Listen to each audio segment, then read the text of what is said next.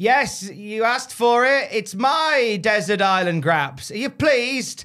Now, Adam Pacitti has organised somebody to come and do this. I don't know who he's organised, but I guess I can hear a chair, so we're going to find out relatively soon. All right, pal.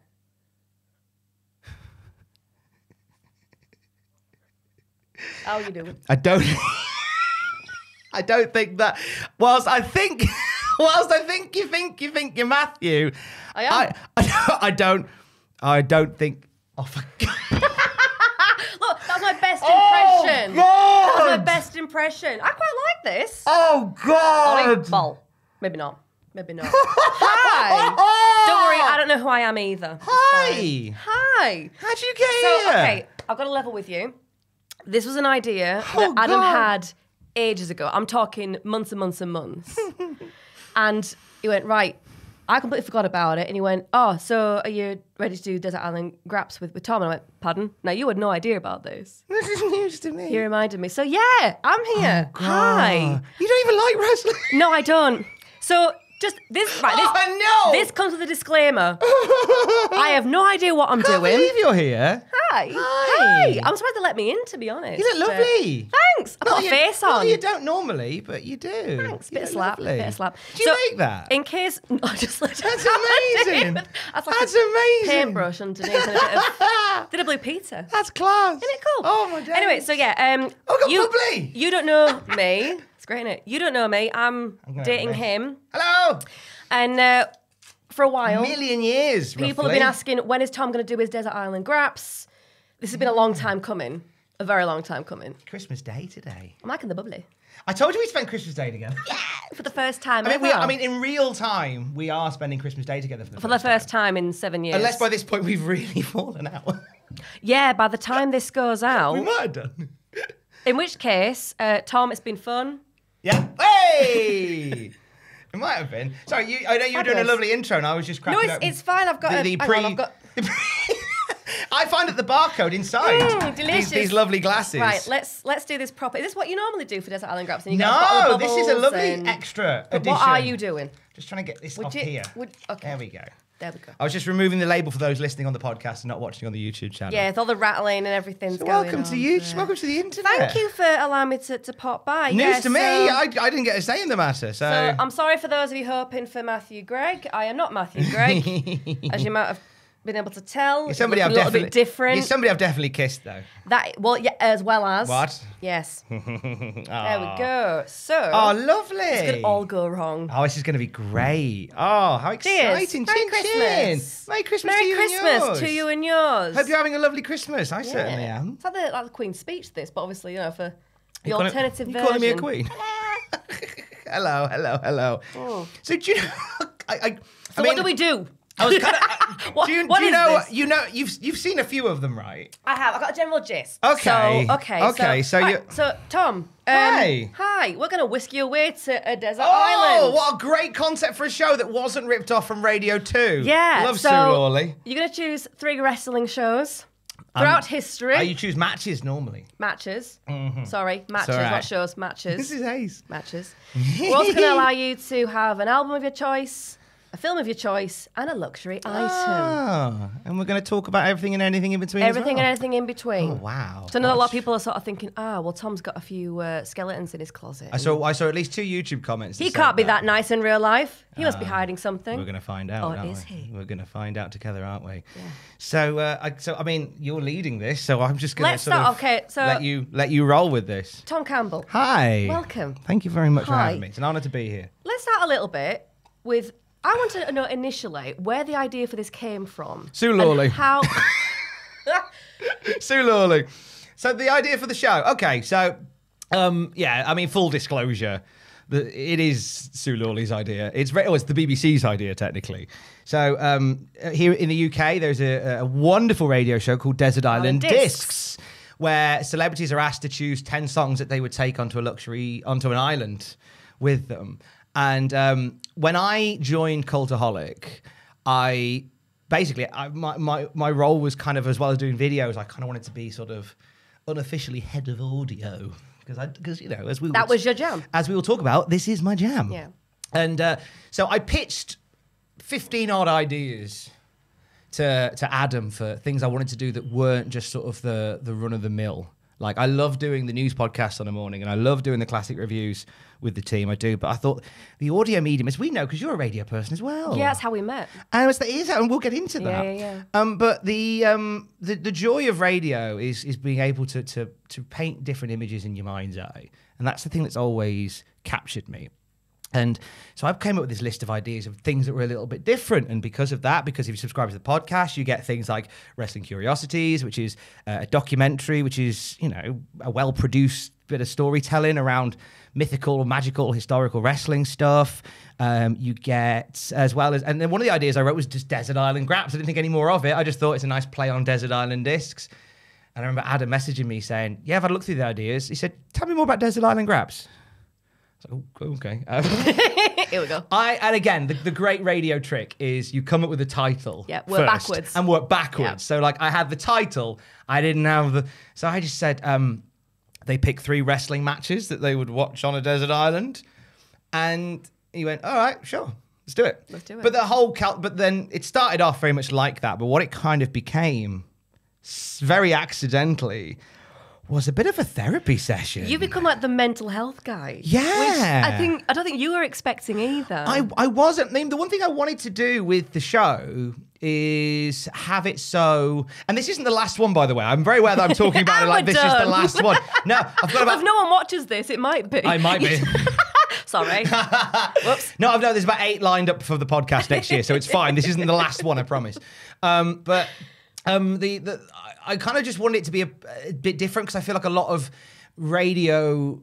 podcast interviews and wrestling podcasts all sound very the same. Yeah. And that's with no disrespect to some of my peers, like, because some of them are incredible at what they do. Big love to the likes of Sean Ross Sapp and Chris Van Vliet. They're brilliant. But I kind of thought that whilst I haven't got the name value of these people, I'd like to come up with something that's a little different, that's going to make me stand out in a very busy podcast marketplace. It's a bit more heart and soul to it. It's a bit more heart and soul to it, exactly. And initially it didn't start that way, but I liked the best parts for me about doing these shows has been when we don't talk about wrestling. Like, that's the joy for me, because a lot of these guys who I've had on, a lot of these wonderful performers, male, female, and non-binary, what are the ones we've had on? They've the wrestling stuff they talk about a lot. And you hear it a lot in interviews. So I was keen to go, well, what else would there have been? You know, that's why There's a lot more to people, let's be honest. Yeah, you know, I found out some of my favourite wrestlers, like, want to be accountants. And some of my favourite wrestlers have, you know, had dreams of working in theatre and have hobbies, you know, and love fishing and stuff like that. And multiple times, by accident, we've stumbled across a little something about a wrestler that I love that has blown me away. We had Jonathan Gresham on the other week, and he said, you know, Jonathan Gresham, very reserved character, excellent wrestler, very reserved in interviews. And when a couple of minutes into the interview, and I said, you know, what would it have been had you not discovered wrestling? And he said, I probably would have been in jail. Wow. And my job then is to, you know, be a little bit bullshit and pull on that thread, not stick to the linear questions I've got, because if I go off on this beaten track, I guess I've always been a bit of a wanderer in real life. So I guess it plays on that, the idea of, okay, well, I've got to get here, but what if I go this way? You may find a dead end, or you may find something more intriguing. And that's been the best part for doing this show, has been some of the journeys that we've been on with real life guests. Conversations aren't scripted. No. You know? So and I'm so why flattered. should this be in that way? Yeah. And I'm flattered by how many of them at the end will turn around and go, this is one of my favourite interviews. 'Cause it's personal. Yeah. Speaking of which. Really flattered. Speaking of which. Oh, yes. We're going to get a bit personal, Tom. Oh, God. Starting off, going back years ago, what first got you into wrestling? What was it that made you think, right, that's got me written all over it? That's... Okay, and it will bleed into my first match. Okay.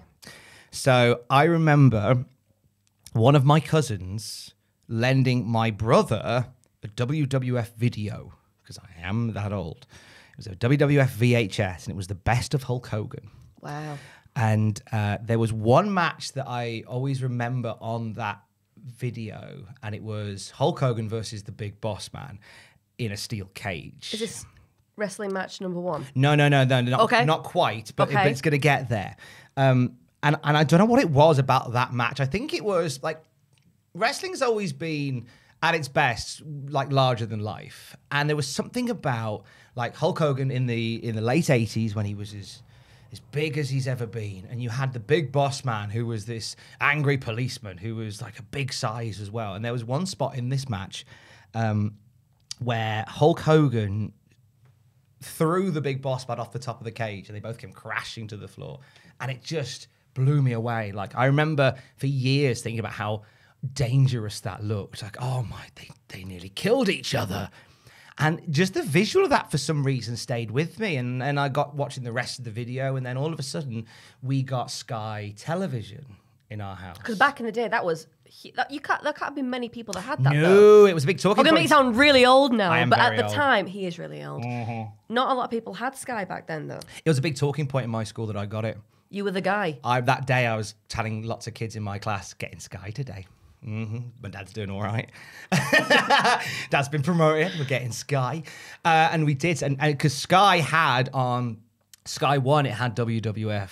I think it had Wrestling Challenge, which was the show on a Saturday morning. Right. And that was where I would get my fix of the wrestling. And then they started getting the pay-per-views.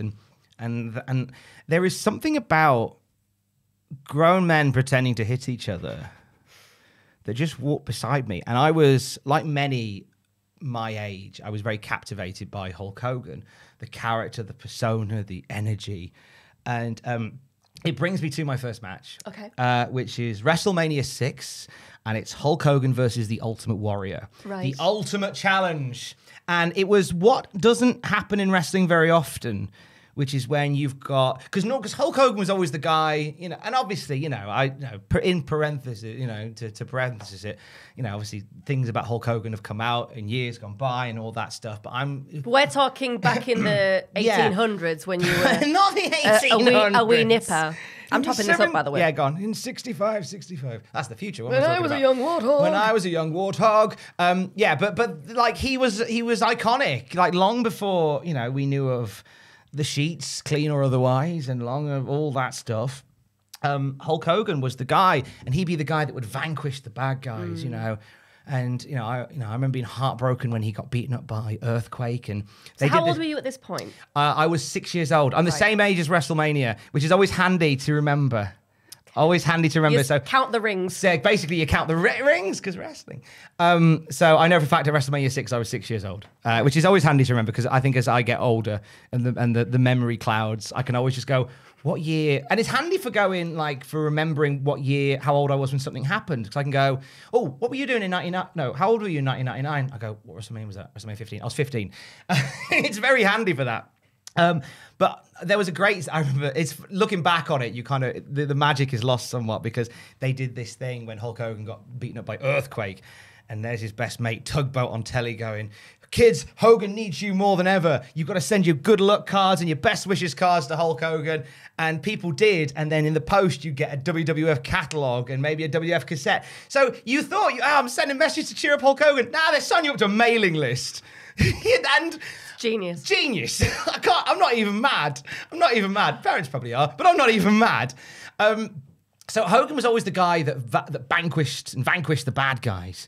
But this was different because Ultimate Warrior was the new young good guy on the rise.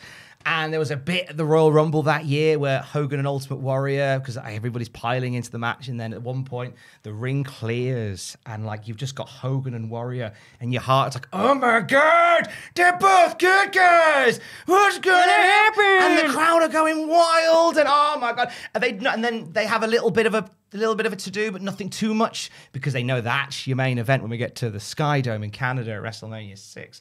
And the build to that was like the Ultimate Challenge. It was Hulk Hogan, who'd been the top guy forever, and the Intercontinental Champion, who was this guy on the rise who posed a threat to Hogan. And then the match went down. Now, the match itself, I watched about a week later, rather than getting the pay-per-view. I remember watching it a week later. I don't know whether it was somebody recorded it off the pay-per-view. I definitely remember watching it soon after. But the match itself wasn't like, a 5-star classic. It certainly wasn't. There's at least one match in my 3 that is, I think, a 5-star classic. But this one wasn't. But the energy in the room the energy in the dome that night. And the story that they told was amazing. And my older brother, Jim, watched it with me. Jim was an Ultimate Warrior fan. I was a Hulk Hogan fan. Spoilers, Ultimate Warrior won that night. And I cried. I cried. Because my hero had failed. I cried. And I remember being so and my brother was just in his pomp about it because his guy won, and I was just so devastated that Hogan he hadn't let me down. I just kind of felt like this is the end now. Of course, Hogan will go on to do things for another 100,000 years. But at that point, I was just like, oh, Hogan's done. It like wrestling weirdly does that to you. It's the trauma that stays with you. The trauma always remains. But that's why I think out of all the matches that I saw in my childhood, I think that one stays with me.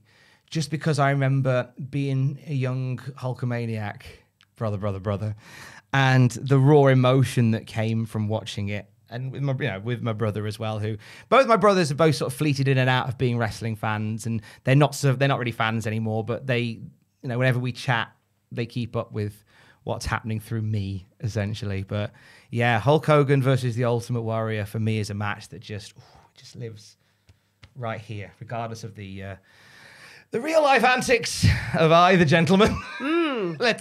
So when you were growing up, though, was there anyone else in the house who was into wrestling, or was it just kind of your brothers you mentioned before were kind of casual fans? But it was just my brothers. There were a few kids at school. I seem to remember there was a kid in my class called Chris Walton, who I think was a wrestling fan as well. Hi, Chris, if you watch him. Hello, Chris. I haven't spoken to him in about 3 decades, but hello, sir. I think Andrew Appleyard might have been a wrestling fan, possibly. There wasn't loads when I was in sort of primary school. As I got into high school, because I had a little period as like a lapsed wrestling fan. Like I think a lot of fans go through like a bit of a lapse where they sort of drift away from it, and that's why I like doing the classic Raw review with Brad Atkins, with Jack Atkins, however you want to name him. Because we're currently sort of going back through a period that I didn't really pay much attention. Yeah. So it's nice if revisiting. It's revisiting and discovering, really, which is really nice. But then when I came back the other side as a wrestling fan, and I was in high school, there were more people that I knew who were wrestling fans. But certainly in the early days, my older brother Jim, very much a fan. Mike would have probably been maybe 1 or 2, so I doubt anything. We'll let him off. We'll give him a pass. But I know Jim was a fan, but I think I was probably the most hardcore of the fans. Just remembering this now, I remember going into primary school, having made myself from scratch WWF top trumps. Wow, your own? My own from scratch. So what I did was I cut up paper into squares, and I drew little pictures of all the wrestlers, and I gave them all stats. And I was a bit young and a bit naive, so I thought that ammo meant like how powerful they were in another way. So I remember it might have been John Rowley picking up the Roddy Piper card and going, "Why is ammo 50? What weapons has he got?" I was like, "I don't know." And I realised I'd made a fatal error in all of them because they all had ammo scores. None of them had any ammo. I guess he had bagpipes, didn't he? But I remember doing that, and I mean, don't ask me where they are. They're lost in the annals of time. These cards. We should find them. Oh no, they're long. They're really? They're on a landfill somewhere, Oh, and they've been burnt down 400 times. They're probably. Do you know what? They're probably an oak tree now. Bear in mind, I'm that old. They're probably an oak tree now. They've reborn in their original purpose. They're poetic. Isn't it? I like it. I like that somewhere there's a tree maybe in Worcestershire which is part a Ted DiBiase card. That would be my hope. Because I made everybody. Like I poured my soul into it for about a week, making all these cards. I was always very arty. It's good effort. Yeah, I was always very like. As a kid, I used to do whenever we go out for a meal. I was pretty boring because I'd take paper with me and pens. So if we'd all go out for a family meal when I was like 7 or 8. 26. Maybe. I'd sit there and draw cartoons and comic strips and stuff like that as well. And if it wasn't wrestlers, it was Sonic the Hedgehog. I was going to say Sonic was the other. Yeah, three things in my life have walked beside me, and it's radio, it's wrestling, and it's Sonic the Hedgehog. But yeah, so even like when I was a wrestling fan, I was also an avid player of my Sega Master System and my later the Sega Mega Drive. But Sonic the Hedgehog was the one in terms of video games that I loved. Like that was the one. And what's really really nice is during lockdown, I was, able to put together this podcast series about Sonic the Hedgehog. Yeah, I was going to say, in my free you're still time. talking about him, so it's still very much there, isn't it? And if you listen to that podcast, you can hear more about my my love of Sonic there. But yeah, to go back to the original question, so yeah, definitely my older brother, definitely a couple of kids in school, enough to play top trumps with. Yeah, I think early on with your ammo. With the ammo, silly boy. When did radio come in? Because we know that obviously, as you said before, you've got this two is main lovely, by loves. the way. I know, isn't it nice? I can't believe you're here. Nice. Did you want to go into wrestling at all professionally, or was it just that you were a fan of? Because I know that radio, you sort of went down the route of professional. I had no interest in being a wrestler outside of, wrestling with a wrestling buddy and reenacting moves when I was a kid. Diving off the sofa kind of. Yeah, I remember breaking a bed, doing a leg drop at one point. The mystery of how that bed got broken, Mum and Dad? We'll never know. Merry Christmas. Merry Christmas. That's how that bed got broken. Well, they know now. That's how that bread got broken when I was 8. But with wrestling, I had no desire to get into it like professionally. I know kids my age that did, and some that went on and did, and amazing. Radio, I was keen to do almost from the off. When was that? When did you realise that was what you wanted to? When I got bought a karaoke machine for Christmas. Or was it a birthday? Might have been a birthday. I got bought a karaoke machine, either Christmas or a birthday. Because I did a bit of karaoke when I was a kid. Still do a little bit now. I remember we had a holiday in France, and there was like a karaoke thing set up, and I remember singing the Pet Shop Boys' "Go West." Wow. Okay. And it was an outdoor cafe. And I remember that because I gave it a good go, and people were so drawn into this out of tune little kid singing Pet Shop Boys Go West that people piled around the that kid's gonna go far. Just sign this kid up immediately.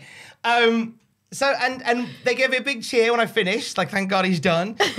But then I remember I'm sure I remember this. The barman then came over and got everybody a round of free drinks because people had come in off the street after hearing me and maybe compensation probably. Maybe. Please stay. But I'd always had a bit of karaoke stuff. I think I've said to you in the past, like I've got the desire to sing. I don't have the skills to sing. You do. I've got the want-to, not the know-how to. You've got the What's the word? Got the passion for it. I just can't sing, and it sucks. I feel like I could probably take lessons and stuff if I was so inclined. You could, maybe if you wanted to. But what I ended up doing with this karaoke machine that I got bought from my mum and dad was I used it to record radio shows. Because then I would do all the links before the songs, and then I could put because it was a karaoke machine. The way it was set up was you had a tape player on the left, which you put your instrumental cassette in that came with, and then on the tape player on the right, you press record and play, and you could record both the mic output and what was playing. It was a very good setup. So therefore, I could do radio shows with it. So I did, and but then I remember I quite like the idea of doing like overnight radio. So some nights before I go to bed, and then I'd have the microphone, and I'd be doing like, "This is Tom on the night shift with you," and like playing softer songs and stuff. I remember doing all that. Some of them got taped, but I didn't tape all of them. And I think that shows why I love doing it so much, because some of them I didn't tape. I just wanted to do it and present it. You still have these tapes? Nah, they're long gone. They're on the landfill as well.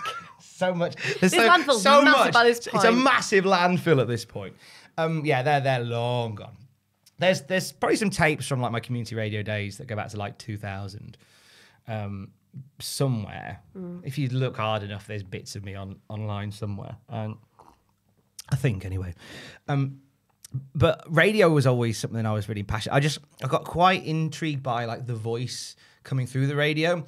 My mum and dad had a portable TV player.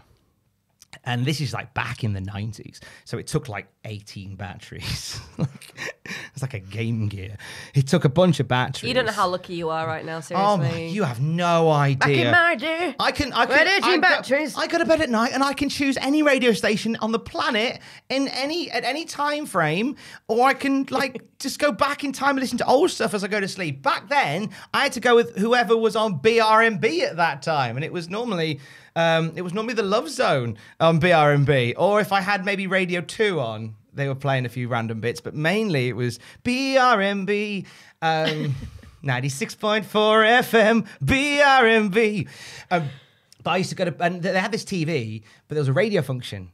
And there's a few nights where I went to bed with it under my pillow with headphones plugged in. And the headphones aren't as comfy as they are now. They're horrible, wireframe ones. I'd wake up and there'd be like a mark on my face and where they'd been. And I remember, and my strongest memory of that is one night having them on and going to sleep and hearing a song that went into my head, into my dream. So I could hear the song in my dream. And I woke up the next day and I was like, oh my gosh, that was a really nice song. I really like it. What song was it? I didn't know. And there was no way of knowing. There was no way of knowing. Like, I didn't think there was no that was this is. I didn't think to. Or if there was, I was half asleep and didn't hear it. And it was a chance. It was like a chance listen. Like about 8 months later, when I had the radio station on and they played it, and I heard it, and then I waited until they back announced it. And there's no significance to this song to me or thee or to anybody, but the song is "Words Don't Come Easy" by F.R. David, and since then it's been on pretty much every playlist I've ever had. Oh, right. Just because there's like this, and it's we laugh about my music taste at home. Like it's basically 80s nostalgia. Yeah, it's just DuckTales over and over and over again. That's all it is. Saying that this morning, as I was coming in, I had like my Spotify playlist on. I think it was just maybe yesterday that the Wrapped thing came out, just for time content. So Wrapped came out, and I put my Discover playlist on, and the Raccoons Run With Us came on it. Run With Us. So this is a playlist that's catered to me. So they know. And I think at that point, as I walked in this morning, I thought of you, and I thought, yeah. Alex has a good point. She's normally. not wrong. But yeah, but since then I've just been always drawn to radio. I've just been fascinated by the medium. I really there's something about that closeness of having somebody on the other side of it. And then as I discovered it more, it was the potential for creativity that comes from not having to worry about like the visuals of something. You're not limited by pictures. Oh gosh, the sky's the limit with audio. It really is. Theatre of the mind. Theatre of the mind. Kenny Everett was always a radio hero of mine for that very reason. Yeah, I was going to say, who are your heroes in radio? Who do you most aspire to? Kenny Everett has always been a guy that it's such a cliche, but he was ahead of his time. Yeah. He so was. If Kenny Everett had access to Adobe Audition... Could you imagine? Oh my, he'd be unstoppable. If you don't know who Kenny Everett is, Google it. Look him up. He did a radio series called Captain Kremen of the Star Corps. Captain Kremen of the Star Corps. And it was a radio sci-fi series. He did all the voices, he did all the sound effects, and he layered it using reel-to-reel tape recordings. This cuts it. Oh. Yeah. There's no sort of technology that we have. Like now, it was all... You listen back, and like he used to do things in reverse and then play it forward, so it was going out in real time. And he used to, he's fascinating. He's one of mine as well. He's just amazing. Just a real gift for the art form. Other heroes, I think and he's quite a divisive character, but I think Chris Moyles deserves some credit because Chris Moyles is somebody that later on changed the game. And I know people don't. It's people. A lot of people don't like what he does, and I totally get why. It's for you or it's not. But he came along at a time where Radio 1 was changing shape, and he had just enough. He was very different, and he made you listen in. And and whether or not he, a lot of people argue that he became too self-serving, and there's an element of that, absolutely. But you know what? You're not going to hit a home run every time.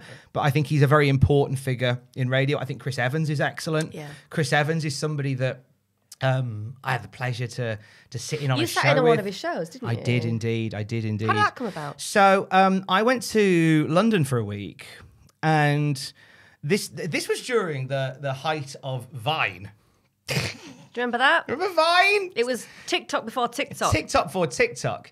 And I made We just sound really old in this now, so don't old. we? This is going to be depressing. But I remember I made some friends through Vine, and one of them was a lady called Jane Sharp, who I arranged to meet up with when I went down to London for that week. So I went down with no plans.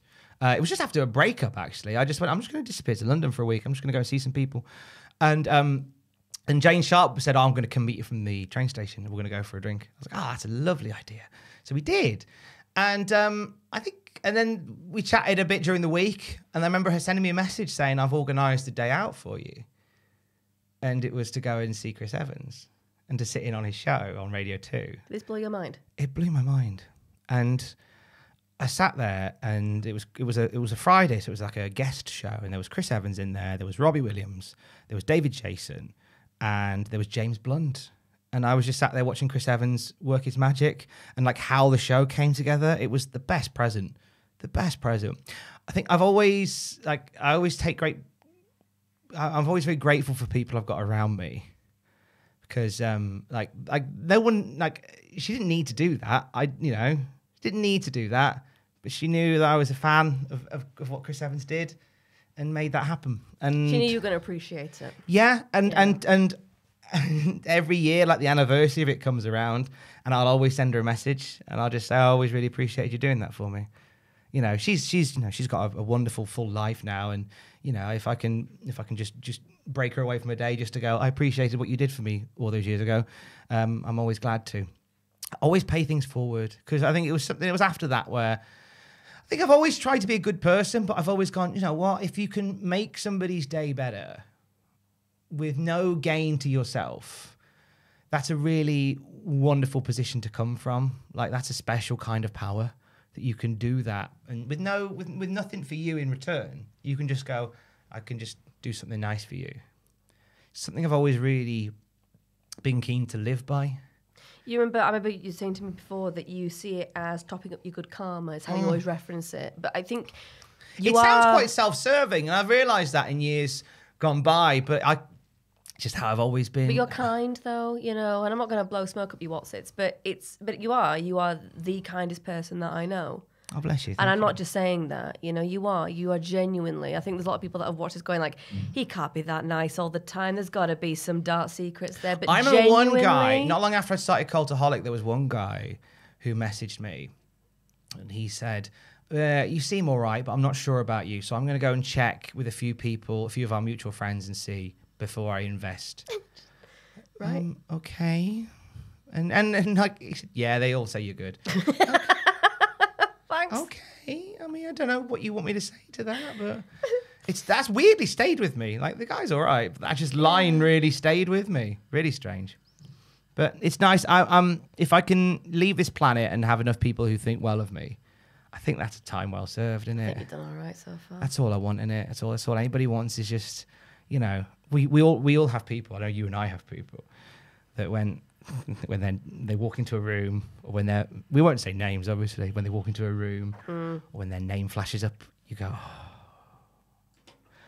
No, I'm kidding. No, shots fired. No. Matthew Gregg is lovely. For those listening awesome. for those listening on the podcast, Alex just held up the Matthew Gregg mask. I am she joking. Walked in with. I love you. I do. I love you. He's awesome. Matthew Gregg is somebody, as you hold him up there, that is. I am in awe of the fact that we became as close a friends as we have. Because originally, this relationship. Oh God, awful. Because initially, I think you spoke about this on his Desert Island Graps, didn't you? Yes, so we won't talk about it here too much, but yeah, we had a big old falling out, and it was all me. And like, it was a falling out that was very one-sided. Yeah, so here you go. If you're somebody that wants the concrete proof that maybe Tom isn't 100% sweetness, kindness, and saccharine, then listen to the Matt's Desert Island Graps, and you'll see. But you know what? Like, how wonderful a world that we live in. How wonderful to land in the universe. For me personally, I think how wonderful to land in the version of the multiverse where Matthew and I are best friends. Yeah. Like, he's one of my closest friends. There's others, but Matthew certainly. Sorry, we wandered off from Radio Heroes, didn't we? We did, but on Les that Ross, note, BRMB. we're going to put a pin in that just for a second, because I'm going to ask you for your second match of choice. Look at you getting back on track. Well, trying to. Try my best to, Don't know what I'm doing. To shuffle you away. Don't know what I'm We've only been doing. going like half an hour. We've got loads of time. Okay. Second match. Okay, so we had a classic from the 90s with Hogan and Warrior, bringing it screeching forward a couple of years ago. NXT TakeOver Cardiff, which I believe was 2019. It was before the World caught fire, that's for sure. NXT UK TakeOver Cardiff. And it's Tyler Bate versus the NXT UK champion Volta. The UK brand of NXT, it's a weird one because nowadays there is an element of it with a lot of correspondence and wrestling fans that it's a bit of a punchline. And I hate that because actually week to week NXT UK puts out some incredible wrestling. You know, it's not, excuse me, it's not a perfect product, but then nothing is. It's fine. It's what it is. But there was something special about the takeovers that they do, these network specials that they do, whereby they only have maybe like 4 or 5 matches on, but God, they're all great. Oh my God, they're all great. Like, TakeOver Blackpool, in fact, talking about this, I'm probably going to go home and watch it tonight. TakeOver Blackpool, which opened with Mustache Mountain, Tyler Bate and Trent Seven versus... Your stunt double. My other stunt double, the one that isn't Joe Gacy, versus Zach Gibson and Drake. I feel terrible. James Drake, sorry, that fell out my head nearly. James Drake. Sorry, grizzled young veterans. They just, they put on a belter. Oh my God, it's amazing. But to move it forward to Cardiff, we had the 4-way ladder match earlier in the night that just blew my mind. It was amazing. We had Ilya Dragunov with an open challenge answered by Cesaro. Gee, shoot that into my veins. That's amazing. But then that main event between Volta and Tyler Bate. Volta, this dominant champion of Europe, like soft-spoken, aggressive, just the perfect guy to have on top. Such a contradiction, isn't it? Like between the two. And then Tyler Bate, who's this sort of fun-loving guy from the West Midlands, same as me. He's a bit of a West Midlander like boy. And to have this, and they'd had a banger at Progress Wrestling not long before this. And the argument being like on the indies, like on the indie circuit, they can go. And there's a little bit of a pullback when it comes to NXT UK. That's the general vibe because it's presented in a different way and it's done to a different standard and a different style. But they went for it. Oh my God. And it was a very different match. It was more of a sports entertainment style match, but it was about 45 minutes long. And I watched it live and I was just on, when the match starts and you're like, I'm not too worried about who wins. I'm just looking forward to seeing the match. I'd like Tyler Bate to win, to the point where you're in the final minutes of this match and you're just willing Tyler Bate on. Wrestling is so good when at the age that I'm at now in my 30s, I can still have those moments that I had when I was 6 and I can still just get completely sucked into the moment. I dread the day where I don't watch wrestling for a month-long period and I don't have a moment like that. Not every moment does that for me. We complain enough about some of the stuff that WWE and AEW put out on the regular, but there's always something that will just get me here. And I dread the time comes when nothing gets me here, when I become as cold inside as some of the people I see on Twitter. I dread that. I would rather be considered uncool by those people that are too cool for school than to not have that. Feel nothing. Oh, absolutely. And that match got me. And it was a combination of things. It was Tyler Bate and Volta putting on a banger. And Volta's a great performer. He knows what he does and he does it so well. Tyler Bate is excellent. And thank you very much. Alex is pouring me another glass of Prosecco, if you wonder what's happening on the podcast. And Tyler Bate, I think, could be so much higher, and I hope that in years to come he is, because he's still only in his 20s. Yeah, he's a bairn, isn't he? He's a bairn. He's got all the time in the world. So they had a banger, and they'd have a banger in an empty room. But then you've got the crowd, and you'll appreciate this because it's TakeOver Cardiff. It's a Welsh crowd. Oh, yeah. The Welsh are a special, special group of people. They're a special type of folk, aren't they? And it's the difference in the crowd. And there is something that almost brings a tear to your eye about the change of the crowd, because they're not chanting "Fight Forever" during this match. I mean, maybe they do once, but they're not chanting "Fight Forever." By the end, they're going, "Oh, don't take me home. Oh, don't take me home," which is a Welsh rugby thing. I'm getting goosebumps thinking about it. And you've got Volta and Tyler Bate just knocking strips out of each other. Going, oh, don't take me home. Oh, and again, and wrestling is great when it gets you, when it absolutely gets you. And the final, like the 45 minutes of the match, I think every step of it is just pitch perfect.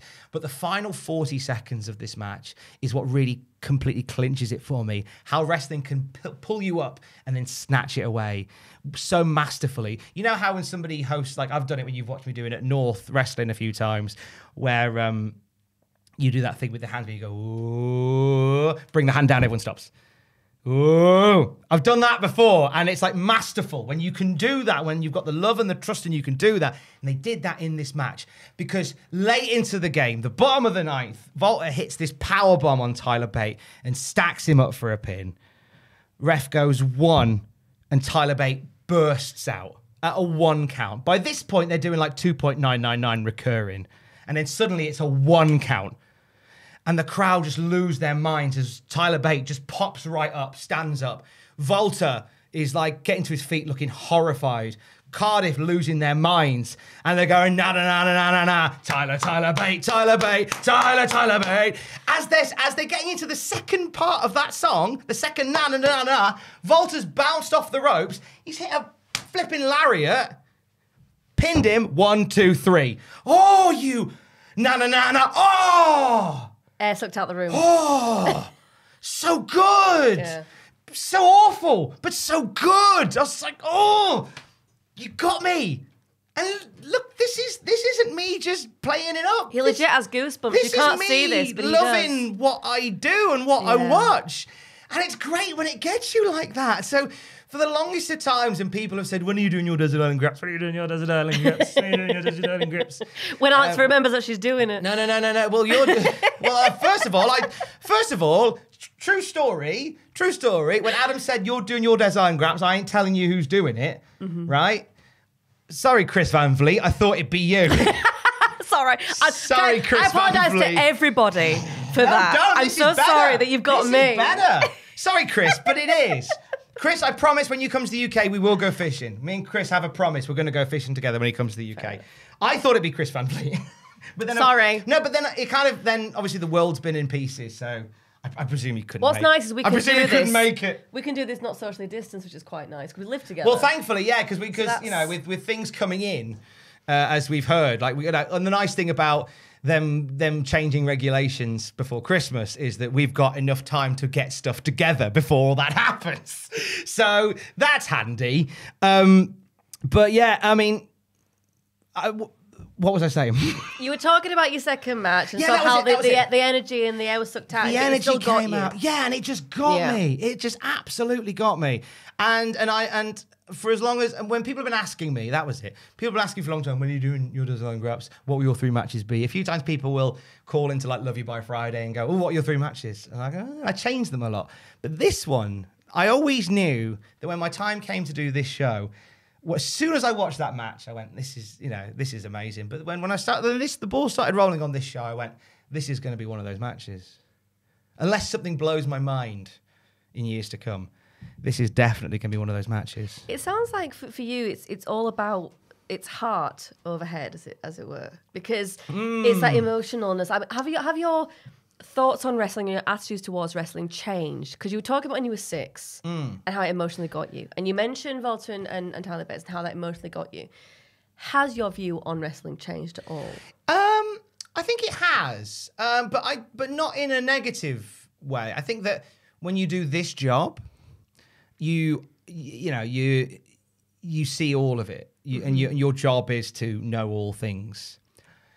So when I was 6 years old, it was just whatever happens on a Saturday morning, I just drink it in, have a lovely time, and then probably eat Ricicles and go and race my brother on his police car. It's living the dream.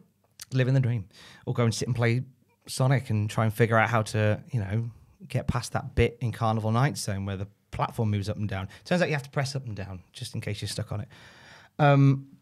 But I kind of, when you do this job, I think they warn you, and I've heard Ross say it in videos before, and I've heard other people say it in videos before. They say that it ruins your enjoyment of wrestling. To an extent, it does, but also I think it means that when those moments like Tyler Bate and Volta come along, I think they mean more because you drink it in all day long. But then when something comes along that just rocks your world, I think it means more. I think it does because, it's like, Penn and Teller do that show Fool Us, where the whole thing is you have to go and do a trick that they can't figure out. And I bet that whilst, they lose, they lose the game if they do a trick that they can't, if the person does a trick where they can't figure it out. But I bet they love that too, where even years and years into the amazing work they've been doing, they are fooled. And they go, I want to know how you do that. And I think that I see it in a different way to when I was a kid. But I think, if anything, it makes me appreciate it more. Especially now with this show where I get the honor of talking to so many wonderful people who do it for a living and hearing them. And that's why I like the whole thing of picking 3 matches, because I get to hear wrestlers talk about matches that they love, and you hear that passion come through again. I'd like to think that in some ways the show has been helpful for people because it can remind them of, as well as it being a bit of a therapy thing as it's become, it can remind them of why they love wrestling, because when you hear them talk about a match that they love, if they're not, there's been a few occasions where I've interviewed people and they've not been massively invested in the idea of the interview, but they're doing it anyway. But when they talk about a match that is special to them, they come alive. It's that whole thing, like, they know where they were, they remember how they felt, and I think that's what I've noticed anyway from the episodes that you've done. It's been very, very personal because there'll be memories attached to something. Yeah. Which in this case is the matches. I want to go back to the radio bit. Okay. Just for a split second, because obviously this became your career. So before you got to Cultaholic and before you did what you did now, you were the radio guy. I was the radio guy. Talk me through the process from, as a kid, under the duvet with a late night with Tom. How did it get from there to going into a full-blown career in commercial radio? Because it's not what your family do. No, not at all. And the ongoing joke with my dad is, when are you going to get a proper job? Oh, sorry. No, I mean, there was that when I joined a radio station in Wolverhampton. My dad being a West Bromwich Albion fan. All the best with the new job. You're out of the will. Okay. I'm back in now because I'm not living in Wolves anymore. So I'm from the era where I did community radio. I found a community radio station based in Worcester called Youthcom Radio. Shout to Youthcom Radio. And that was where I started out doing radio shows. They just kind of let you loose with an hour a week. And they were all awful, probably. And no doubt broke many Ofcom guidelines. But that was kind of where I got an idea of what radio was like. And it's funny because I did what I see a lot of people do now, where they're trying to find their feet in radio or in broadcast or on YouTube. And I just reached out to people I really liked and asked if I could interview them. And I remember doing Youthcom Radio and interviewing like wrestling people that I liked. So like there was no connection to Worcester other than a boy from Worcester did it. And one of the first people, I was doing that, and I remember some of the people I interviewed. And that was where they were pretty early, very early, sort of pilots of Desert Island Graps in a way.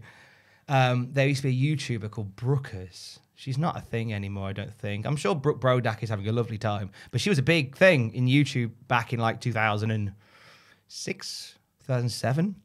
And she agreed to do an interview with me one night. She was one of the first people. And then William R. Washington was another one. And William R. Washington now works for Fightful.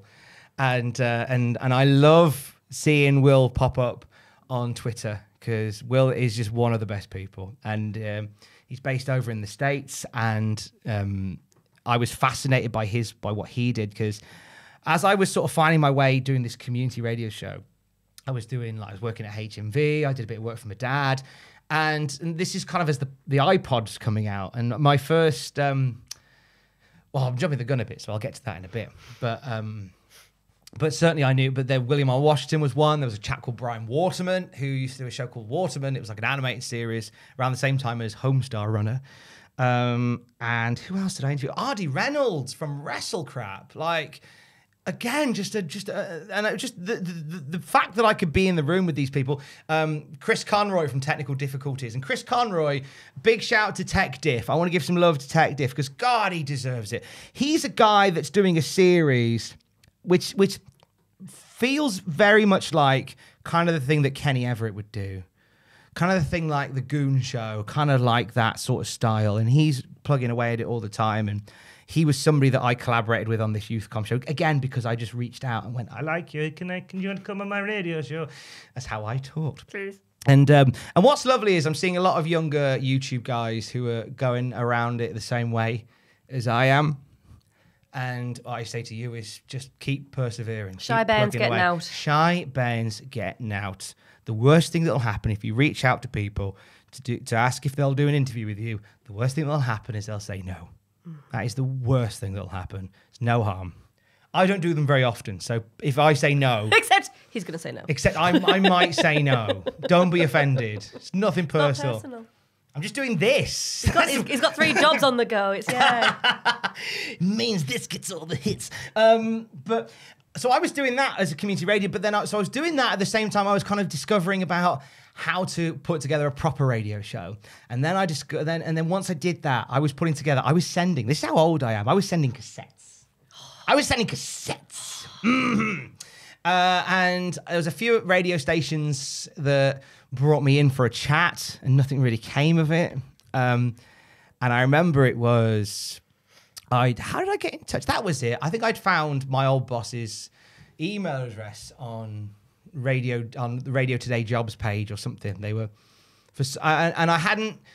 I mean, that's a good bit of advice actually. If you're looking for a radio job, don't necessarily just look at the jobs page. Sometimes Radio Today sort of has like all the information of what's happening in the world of radio, just all over. Whether it's new stations being bought, someone losing their job, someone working somewhere else. That's a good one to have.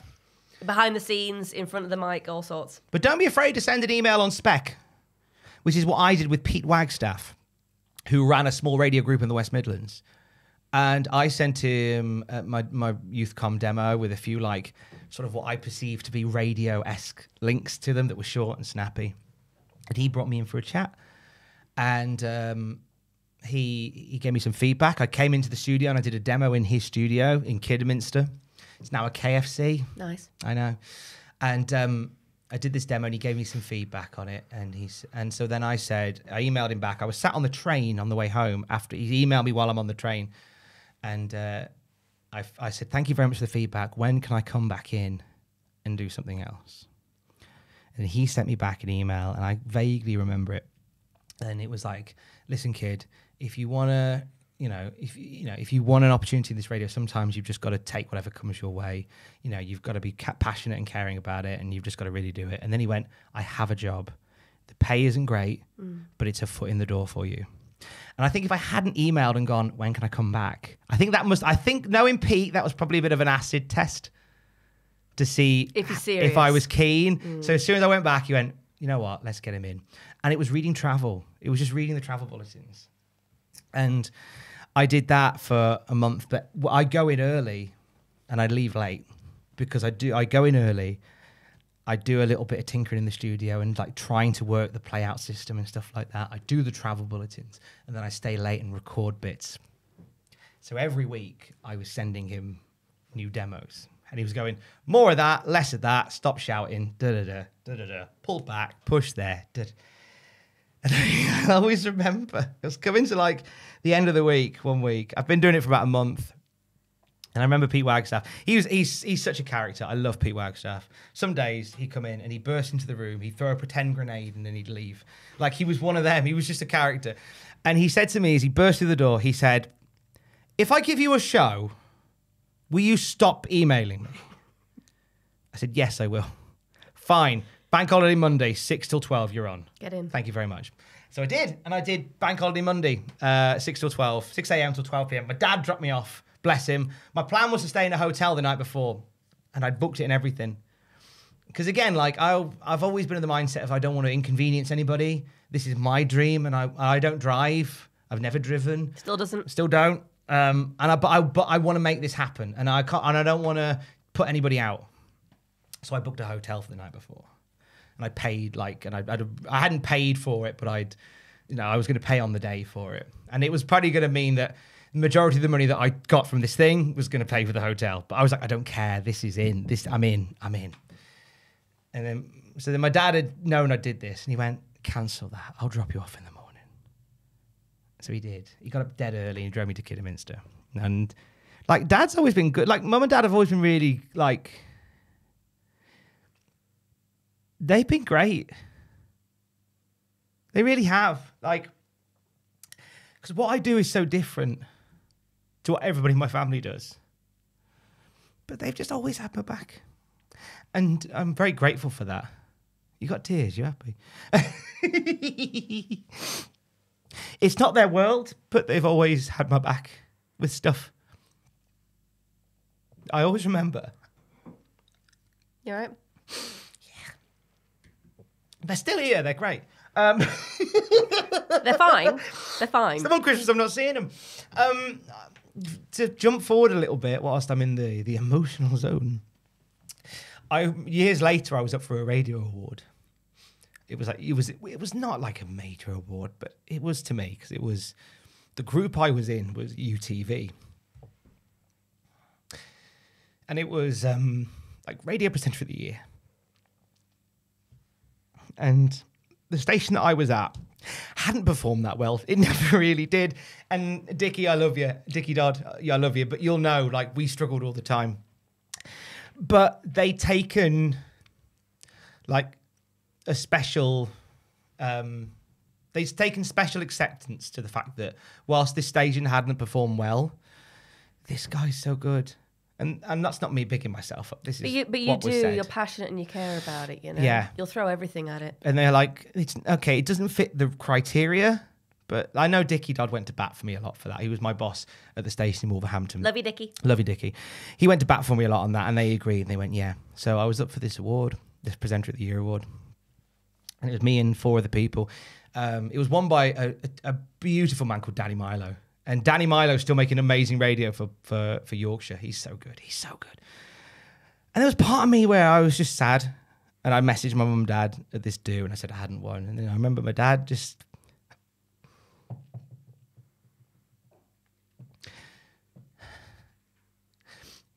My dad sent me a message where he said, top 4 in the country. We're so proud of you. Game on. Top 4 in the country. So proud of you. Game on. As if to go, right, we've got you. Let's go again. I don't know why that stays with me, but it does. It just does. I think that whole experience of being up for that. I've never won awards. And that's fine. But so many people in that picture, from my mum and dad, who'd supported me through it, through my bosses, through friends and family, all went to bat for me and went, look, he's good. And I'm always really grateful for that. Did you think you were good at that time? I tried to be. I tried to think that way. I tried to think that way. I don't think I ever really have thought that way. Why? And I think it's a really good question. It's a very right question.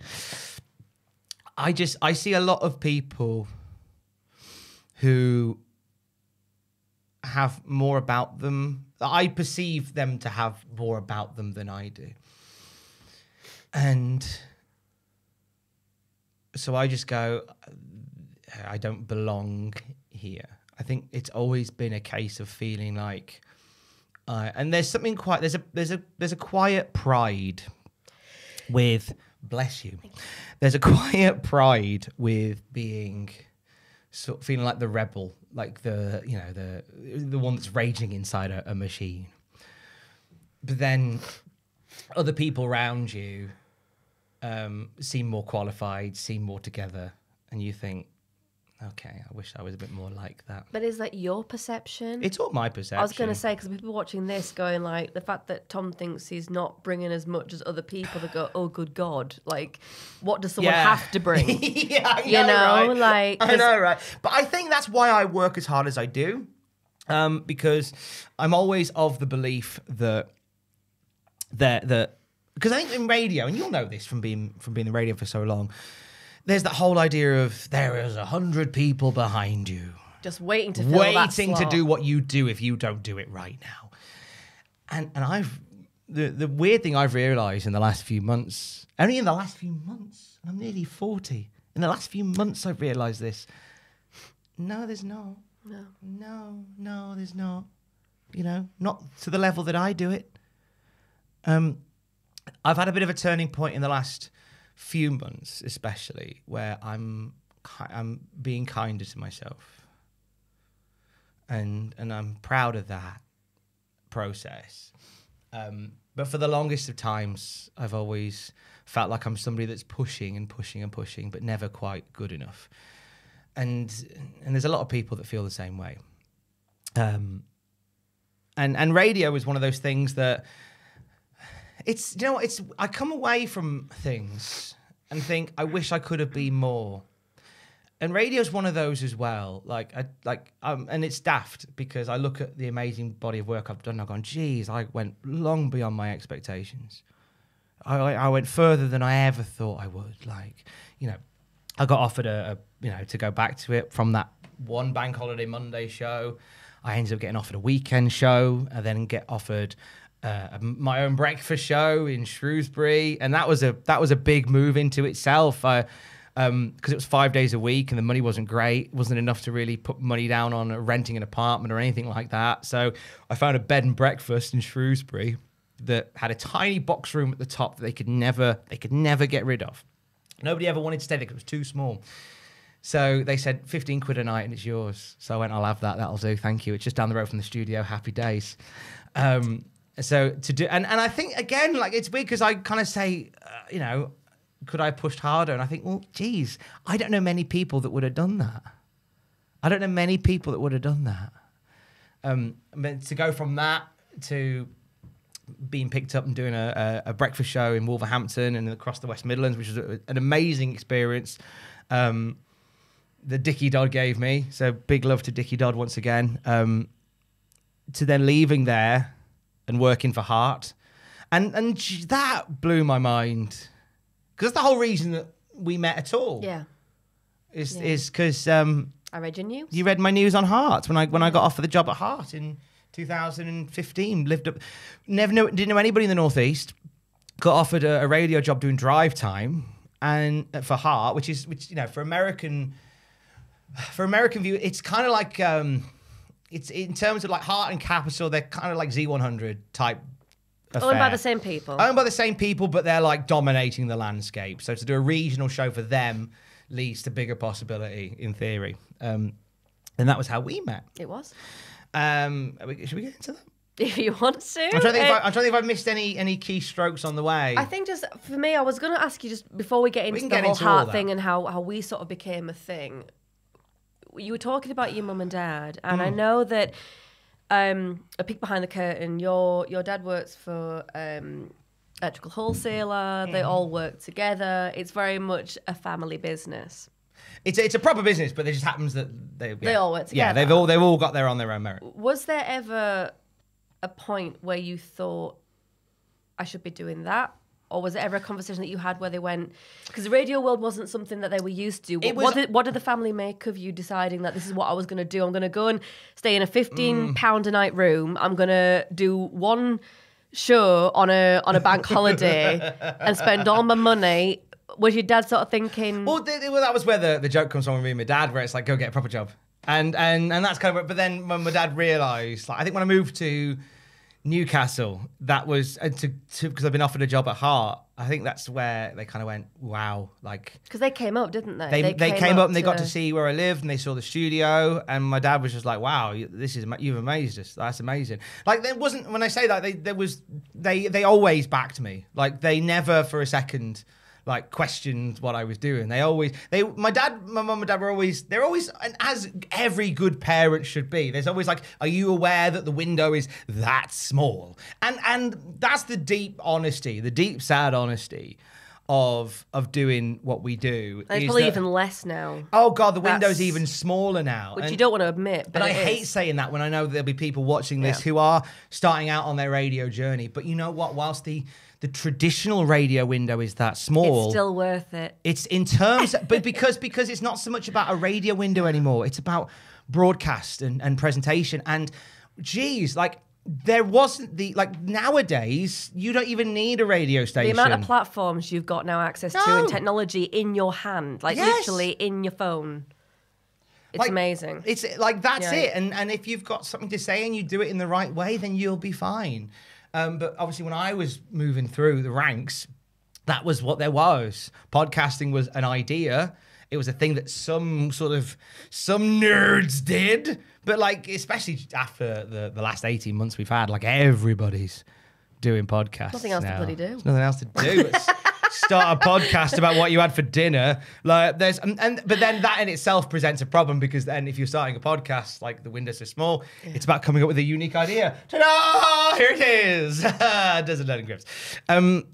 But they always, it was a world they didn't know. So my dad I remember my mum and dad even saying, like, we can only help you to a certain extent because it's a world that we don't know. And you're on your own. Yeah, it's just like, we'll do everything we need. You know, if you need anything, we're only a phone call away. And they say that even now. If you ever need anything, we're only a phone call away. Well, they're great. You know, and it's living so far away. It's because like they all, like, my whole family are from the West Midlands, and they're all within 10 minutes of each other, so they might as well be on the moon. Yeah, so I feel like I'm the moon child. It's easier to get to Scotland than it is to get home at the moment, and especially during 2020 when it was not impossible to get home. But then, so they never. It was not. I'm proud to show them the world that I have. I'm so proud to say, hey, look, I did all right, and they're proud of you. Yeah. I get that, and I'm the luckiest guy in the world. I really am.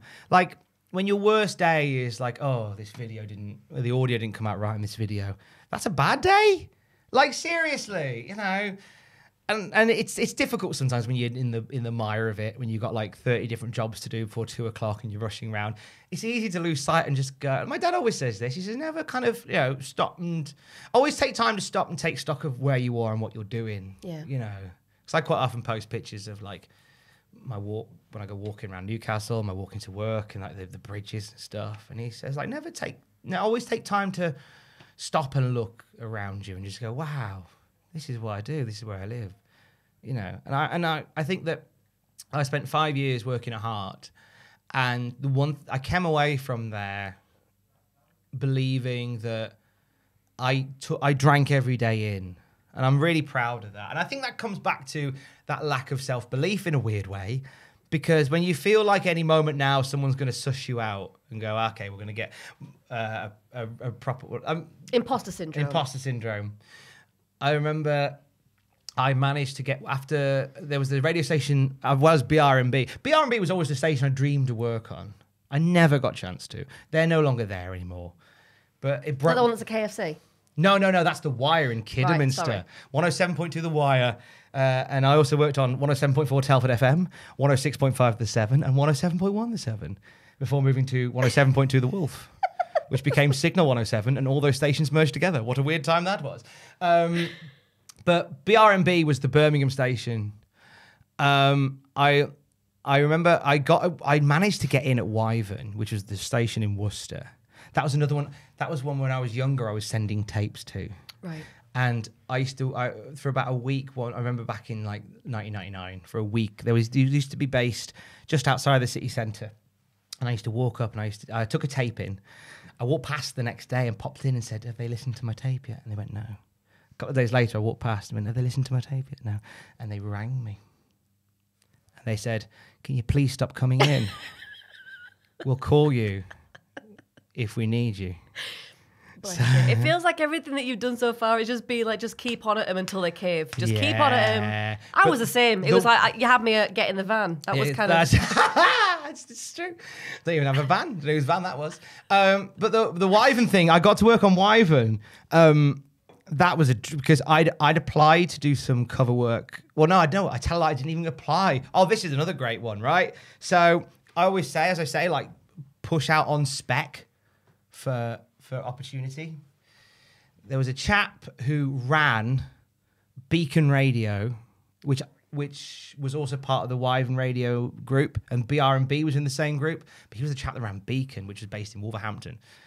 I guessed his email address. I'm sure he won't mind me saying his name, because he doesn't work for them anymore. He's gone on to do other things. It was a lovely man by the name of Matt Ramsbottom who gave me my opportunity at Beacon. And I wanted to send a demo their way. And I wonder, matt.ramsbottom at beaconradio.com. I sent it. A day later, I got a message going, come and have a chat. Wait. What? I guessed an email address, and here we are. So I did, and I ended up doing some cover work at Beacon, and the guy who ran Wyvern at the time said, come over, come and have a chat. We heard you on Beacon, come and have a chat. And I ended up doing this thing where not only did I get a shift on Wyvern, which was the local station in Worcester, I became their weekend presenter on Wyvern. Like, wow, this is amazing. The guy who ran Wyvern obviously was in the same group that ran BR&B, and I told him, I said one day, like, my dream is to work on BR&B. I'd love to do at least a show on there, and I wonder if there's any way that you could put a word in. And I'll always remember what he said, because he said, well, God loves a trier. Okay. But then he was the one that had referred to me privately, I discovered. And then I don't want it to be like sipping the tea, spilling the tea on who it is, because, you know, I don't want to say his name. Spill it. No, I'll spill it. He's somebody that had referred to me in private as a bit of a rinky-dink Butlins red coat.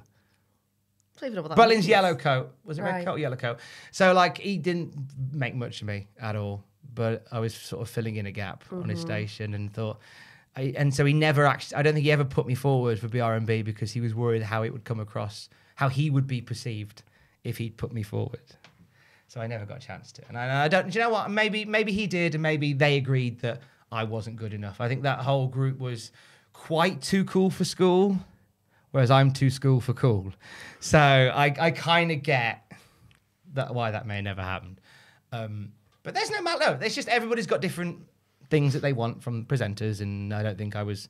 But I did. But hey, whatever. I get to say I did it. Yeah. I can go and tell young Tom, you won't believe this. We do Wyvern. Do we? Yeah, we do weekends for about a year. What? It's ridiculous. Why'd you leave? Because we get offered another job. What? No way. That was it. I did because I was living in Shrewsbury by that point with my ex, and I was offered a job in Wolverhampton. I know we're jumping around the timeline a little bit. It's okay. But I'm trying You're still with us. I'm trying to get everything in. So I never do an interview again. There's a lot. There's a lot. I'm old. This is the problem when you leave these interviews too late. I like to share the lengths that I went to make shifts happen by not driving. I'm the sort of person. We have attempted to learn to drive. Yes. I took a practical drive. I did a week-long crash course in Sheffield in 2009. I had a full week of driving lessons followed by a test on the Friday. The test was ended after 25 minutes on grounds of public safety. What did you do? I tried to go the wrong way around a roundabout. Oh my God. Jeez. To the point where they said, right, either you let me drive us back to the centre, or I put the car in park and I walk back to the centre myself. You can't drive any further. Wow. That's kind of burned me on the whole driving thing. I'm very envious of people that can, because for whatever reason, I can't. You can. Okay, I think maybe you can. All right, Orville. I can't. But no, you I probably can. You would be able to, but it sounds like if you get too much up in your head. And we know that's the thing that I do anyway. That's a thing. I get a bit lost in my own That's brain. a thing. I take comfort in someone like a Ricky Gervais that has never learned to drive either. You've managed to do okay without having a car. And also it's a case of like, it's fine. yeah, and It's fine. I've never wanted to use it as an excuse to not do something. To go, oh, I can't drive there, so hey ho, that's another opportunity lost. You've made it happen. I thought I'll just make it happen. The amount of times when I was plugging away to get into radio, where I pick up the phone and I would book, like I'd chat with somebody, go, we'd love you to meet you. I remember the guy who ran Mercia in Coventry saying, we'd love to have a chat with you. Oh, that'd be great. Thank you. Monday, can you come over Monday at 9:00? Yeah, I can do Monday 9:00. Cheers. Bye. Right. How do I get to Coventry for Monday at 9:00? That's the afterthought. We figure all that out after. But then I remember, I don't know whether I ever told Dickie Dodd this. He gave me weekends on the Wolf, which is in Wolverhampton. So I did Saturday mornings and Sunday mornings. And I was living in Shrewsbury at this point.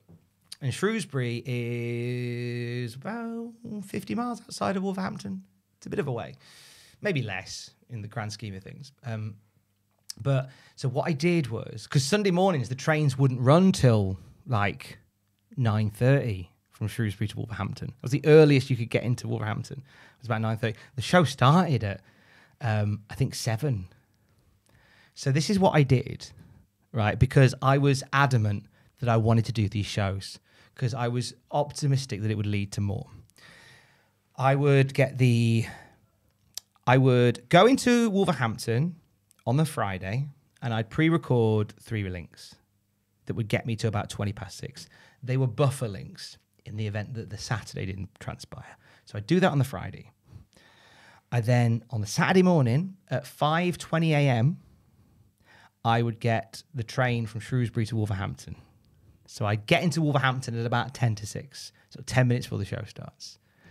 The studio was around the corner from the train station, so I was normally there by about 6:03, just in time to, everything clicks out of the network, and then I'm sat there and we're good to go. So there was nothing I necessarily needed to do on the day to make sure that we came out of network. It was all fine. It would tick along on its own, but I always covered my back.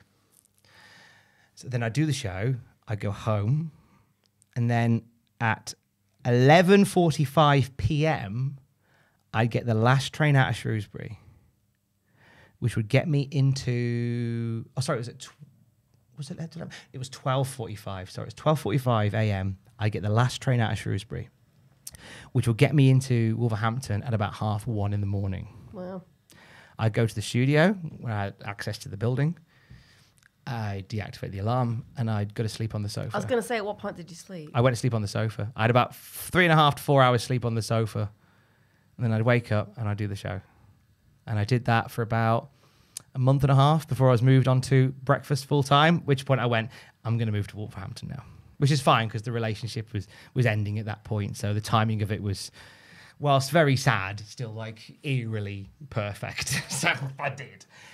But I will always remember that trip and just being, and I think that's why nothing feels like too much trouble, because stuff like that is beyond the pale. Staying behind an extra hour isn't too much trouble when you compare it to that whole thing. But where does that drive come from, though? Where does that... Because we've had conversations before where I'll have shifts that chop and change, and my body clock just does not do that. Like, if I don't get enough sleep, I'm, like, not pleasant to be around, let's be honest. You seem not to my have place to this say. It's true. But you have this get up and go and this energy, and a lot of people might think, how do you do that? Like, just where does that come from? Because even it amazes me, and I don't even know. Mr. Burns, your momentum is like a runaway freight train. How have you become so popular? Now, I love what I do. That's the cheesy answer. I've been so gosh darn lucky that pretty much all the jobs I've had, I've really loved. Radio's been in my bones since I was a kid. So yeah, I'd move the earth to be there. It's not a case of this is too much trouble. This is a case of if I do that, I can do this. Like that's where I think that's where it. If it was a weekend job as an administrative officer, big shout to the administrative officers, no disrespect, but if it wasn't something that was in my bones, then I wouldn't. But the fact that radio is something that has walked beside me, like wrestling, weirdly like Sonic the Hedgehog, then nothing's too much. We'll just make it happen. We'll make it happen because it's a joy to do. It's a joy to do. And you know firsthand, even now I'm at a point now where I'm starting to slow down a little bit. Are you? Believe it or not. When? Well, coming up. When? Coming up. Well, look. Well, Is this? coming up soon. It's happened by the time you've seen this, but coming up soon is my last night working for North Wrestling as a ring announcer, and there's a lot of stuff away from my day job on the periphery that I'm pulling away from, simply because I want more time for me and thee. And also, you know what? I think that I've pushed as far as... I'm very proud of the work that I've done, but a lot of the stuff that I do is a bit of a young man's game, and I think I'm very aware that whilst in some fields, I'll always feel like I wish I could have been more. I wish I could have done more. In what way? You know what? It's everywhere. I think for me, I've always... with the heart thing. Well, I was going to say, because with radio especially, it brings us nicely to when you did come away, because obviously you ended up here at Cultaholic. Hello. But for heart though, sorry, I interrupted you. That's okay. Go on. It's your interview, not mine. No. But it's obviously with heart. You said that you threw everything at it and you lived, ate, and breathed it up until the point that you came away. So, talk me through for anyone that doesn't know, what happened with heart and why. Basically, how you ended up coming here. Yeah, that's a good... Okay. So I threw everything at it. It wasn't a case of I came away. I was sent away. I was trying to say it nicely. Nah, that's fine. Yes. That's fine. So big changes happened. So I was with Heart doing Drive for 5 years, and the stations were progressively getting younger, and there was a real vibe that they wanted as much of the content as they could based... the mothership based in London. So that was the kind of the plan. And what ended up happening was they made some big changes to the output, which meant that they wanted the breakfast shows to come out of London. Because, you know, for those who want to know the science behind it, there were, up until that point, regulations from the radio authority that meant that 7.5 hours of every day needed to come from whatever broadcast site covered that region. And the regulating authority decided, actually, no, we don't need that many hours, really. You can get away with 3. So when they made those announcements, and it was just before Christmas 2018, we kind of knew. And whilst everybody up and down had said, no, there's no changes that we know of, we kind of knew the writing was on the wall for a lot. And it was a very nervous Christmas. By this point, I was doing a little bit for Cultaholic.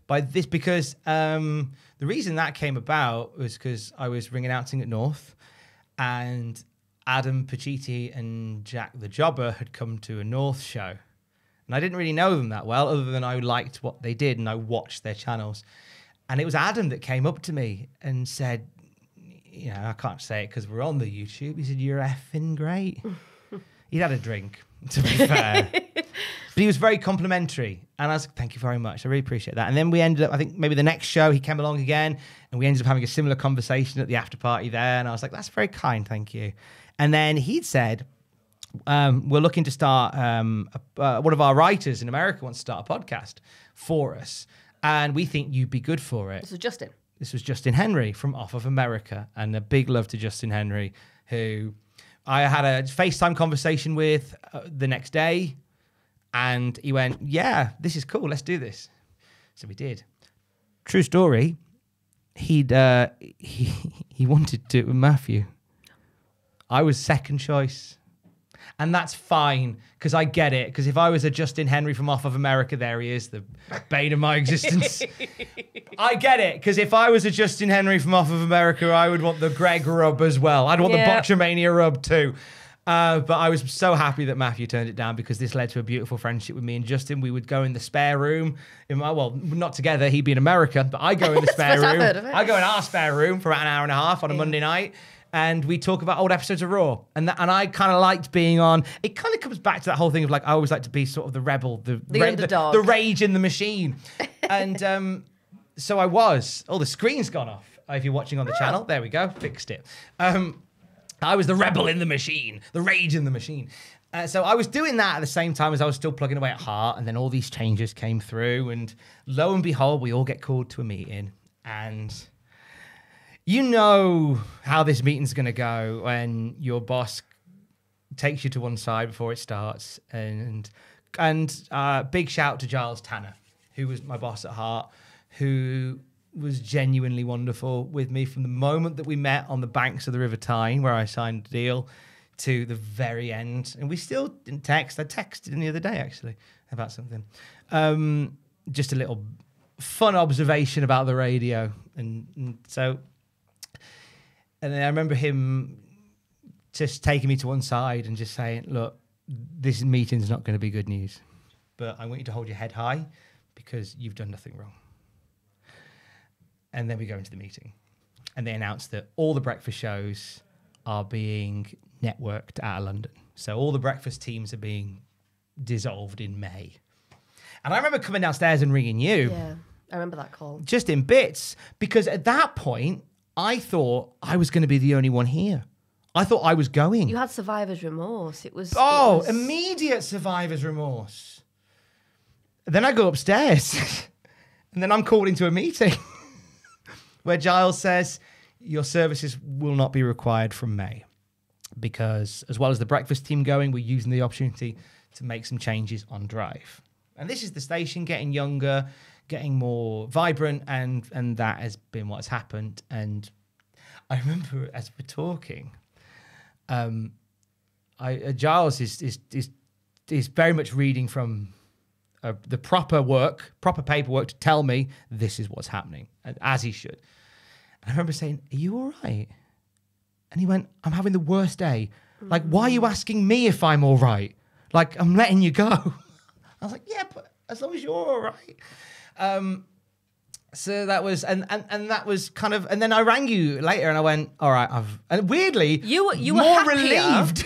On the second call, once you knew that you'd lost your job. Is that weird? The previous one, honestly, I couldn't even, only dogs could hear him at the first call. It was like just sobbing. Like I was like, oh my God. Because even my boss said to me, do you need to go? I was like, bless. To be honest. I was Because like, you were at BBC Radio Newcastle at that point. I was doing my shift and I was like, I'll be honest, I don't know what I can do at this stage because they're still having all these talks. Yeah, and there was nothing we all went to the pub once all these talks were done. that's what we did. That was all we could do. So I got taken off the shift that day. Tell the truth. Okay. So here's the truth. So I had my meeting, and then I joined a few others in the pub over the road. And so like the breakfast show, the production team, Sales staff. Team, we're talking like across the board, like everybody. Lots of people. It's like the Titanic, like literally like the. Not everybody was told that day they were going, but some were being moved to other sites. But it was the end of an era. Yeah. It was the end of an era. But we were going to carry on till May. Everybody was going to carry on what they were doing till May. And we went to the pub over the road, and Giles had said to me, he said, "Are you happy to be on air later?" I went, yeah, of course. I'm still here. I'm still contracted till May. Like, this is, I think the best way to describe this is it's kind of like in the wrestling terms, kind of like when John Laurinaitis gives you the call and goes, "Yeah, sorry, pal, it's budgets. Best of luck in your future endeavors." It's kind of getting a future endeavor. But I was still there till May. And I said, "Look, I'll be fine. Look, it's just, weirdly, it was a relief knowing what was going to happen." There was sadness for months, but there was a relief at least. Went to the pub over the road, had a pint with the breakfast team, had another pint with the breakfast team. Had another pint with the breakfast team, to which my boss comes over and says, "Look, you're not in trouble." Took me to one side, said, "You're not in trouble, but you've had a couple of beers now. We've got you some cover for the show. And I know you were going to come on do the show, but I would rather you stay here with your friends and enjoy your afternoon. I love you very much." It's like, okay. And then the guilt. You were not okay. The guilt sets in. The guilt sets in. I came up to meet you at the pub, and honestly, Kelly, who's one of the presenters, the breakfast presenter, she came up to me, she goes, could you please speak to your partner? He's not okay.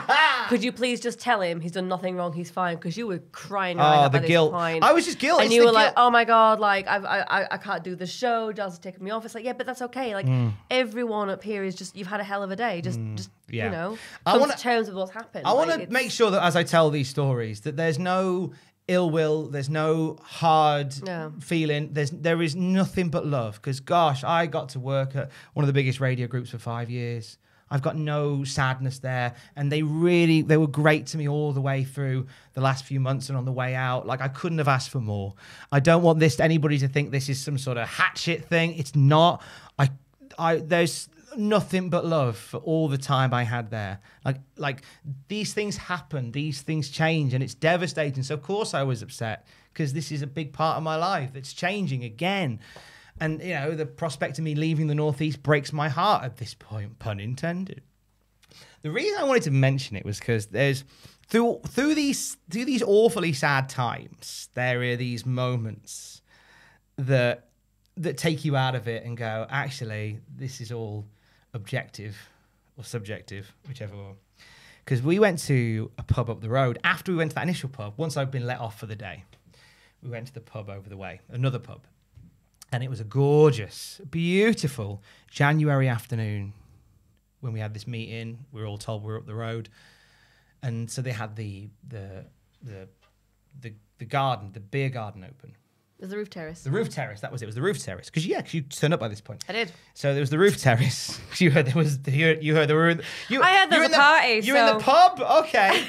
If I must join you. So the roof terrace is me, and it's the presenters, it's the sales staff, it's some of the producers who had come and gone throughout the day from the building, and we're all just like, we're laughing, but there's a sadness. There's a real underlying sadness knowing that this is probably going to be one of the last times that we're all together like this. In the same place at the same time. Place at the same time. I checked the pub's Twitter and their Facebook page later that day, and they'd posted a picture of this bustling roof terrace, and it's all of us. We'd all been let go. And the caption read, "Heck of a busy day in our beer garden. Get over here and join in the fun," or something to that extent. And it's something like that takes you away from it and go, you know what? That was an awful day for all of us. Banging day on the tills for them. Yeah. Everything is subjective. But that's life, isn't it? That's life. That's the world. That someone will be having the worst day ever. They're having a belter. Another person will be having the best. And it's just... And from there, very, very grateful, because as time would go on, I take a bit of gardening leave, and then what's Tom Campbell doing in the BBC Radio Newcastle zone, Maggle? Here I turn up, and all of a sudden I'm working for the BBC, and that's where we're at now. Where I'm a presenter that's on the bench, and they give me a call whenever they need. And gosh, again, somehow I keep falling upwards with stuff like this, because I work for the biggest commercial radio group in the country, and now I work for the BBC. That's ridiculous. Because Tom in 2009 applied for a job at the BBC. Tom in 2009 applied at the BBC, and I was told by the boss at BBC, I think Radio Shropshire, a good friend of mine called Tim, and he said, "You sound like you're trying too hard to behave yourself." And that time I was. I don't think I'll ever behave myself, but I think the parameters have changed somewhat in BBC radio, and they kind of want a little... I've gone from feeling like sort of like the old guard at heart to sort of the cheeky rapscallion at Radio Newcastle. And I love that. And there's something special about doing that. But to jumping ahead, but then as my time at Heart was coming to an end, and I was like, I don't know what I'm going to do. Like from here, like I'd had an early chat with the BBC, but nothing was certainly set in stone from them. But then, thank goodness for AEW. Thank goodness, Tony Khan. I want to thank Tony Khan. He sends us checks every week. Thank you, Tony Khan. Because the lads went to go and cover their pay-per-view in Las Vegas, which left here short. So Adam Pacitti rang me and said, "Look, I don't know whether this is of any interest to you or even whether you're free, but we could do with a hand this week while the lads are in Vegas. Would you be up for doing some news videos with me?" Yeah, sure. I'm free all morning. Then I've got to go do the radio in the afternoon because I was still working at the radio at that point. I can come in the morning, no problem. So I did. And I did that for a couple of days. And by the end of the month, Adam had took me out for a coffee and said, we'd like to offer you a full-time job. And on that note, I'm going to ask you for your third and final match, Ooh, Tom Campbell. we haven't even talked about how we properly met. We can come back to that in a second, can't we? We met at Heart. We met at Heart. Okay, basically, I read this is the short version. Yeah, we'll do the short version. 6 months before you turn up, I lost my job. Again, it's like a common theme going throughout radio Jobs world. coming and going. They come and go. You got to be thick-skinned. You just got to deal with it. Jobs coming and a going. They come and go. So I'm a trained journalist. I worked in the newsrooms. I was a newsreader. I was living in Leeds at the time. I had a house. I had an ex-partner. You spilled on the desk. Apologies. It's fine. Give us the last little dribbles. And I was made redundant. Cheers. Chin So previously, when Heart took over from, it was Real Radio, it used to be called. Real Radio. So that was all bought out and taken over, and I lost my job with them. This is lovely. So I then went, have I got another bottle somewhere? I only bought the one bottle. I didn't Oi, think we'd go this long. Do you reckon we can get another one out? I don't know. Okay. Well, to be honest, we're about to get to the third match in the movie, the album, and the luxury item. So Okay. I think we're good. We'll go for one after. Lost my job. I did an interview for a job in Leeds. I didn't get it, but they said, well, we have one in the Northeast. Would you like it? And by this point, I'd never been to Newcastle in my life. And I went, I'm sorry, what? Like, Northeast? I said, how long have I got to decide this? About 24 hours. Champion. Okay. That's pretty much how this works. That was it. And I literally had a day or so to find a house, to leave my home, to move to the Northeast. I was on my own. You were brave. Bricking it, I think, is more the term. Yeah, but you're brave while bricking it. So I then went to work for Heart in the Northeast. And about 6 months, there was an email that was sent round. A little bit later than that, and it was a guy called Tom Campbell introducing himself. Yeah, and I sent an email. There's an email. It's a picture of Austin Powers on it. And it said, I'd like to introduce myself. Allow myself to introduce myself. And I thought, oh, who's this idiot? I did. I thought, oh, here we go. Accurate. Comedian. But yeah, so, and you kept... I thought I'll respond, I'll be nice, because I know what it's like You to were come one of somewhere. 2 people that responded. Well, just because earlier, about 6 months earlier, I had to do the exact same thing. Come somewhere completely different, didn't know the area, didn't know anybody, and it was a completely new job. So I thought, well, I'll be nice, I'll reply back. Can't remember what I said, but... You were just very polite. You said, hello, I'm Alex. I'm quite new here too.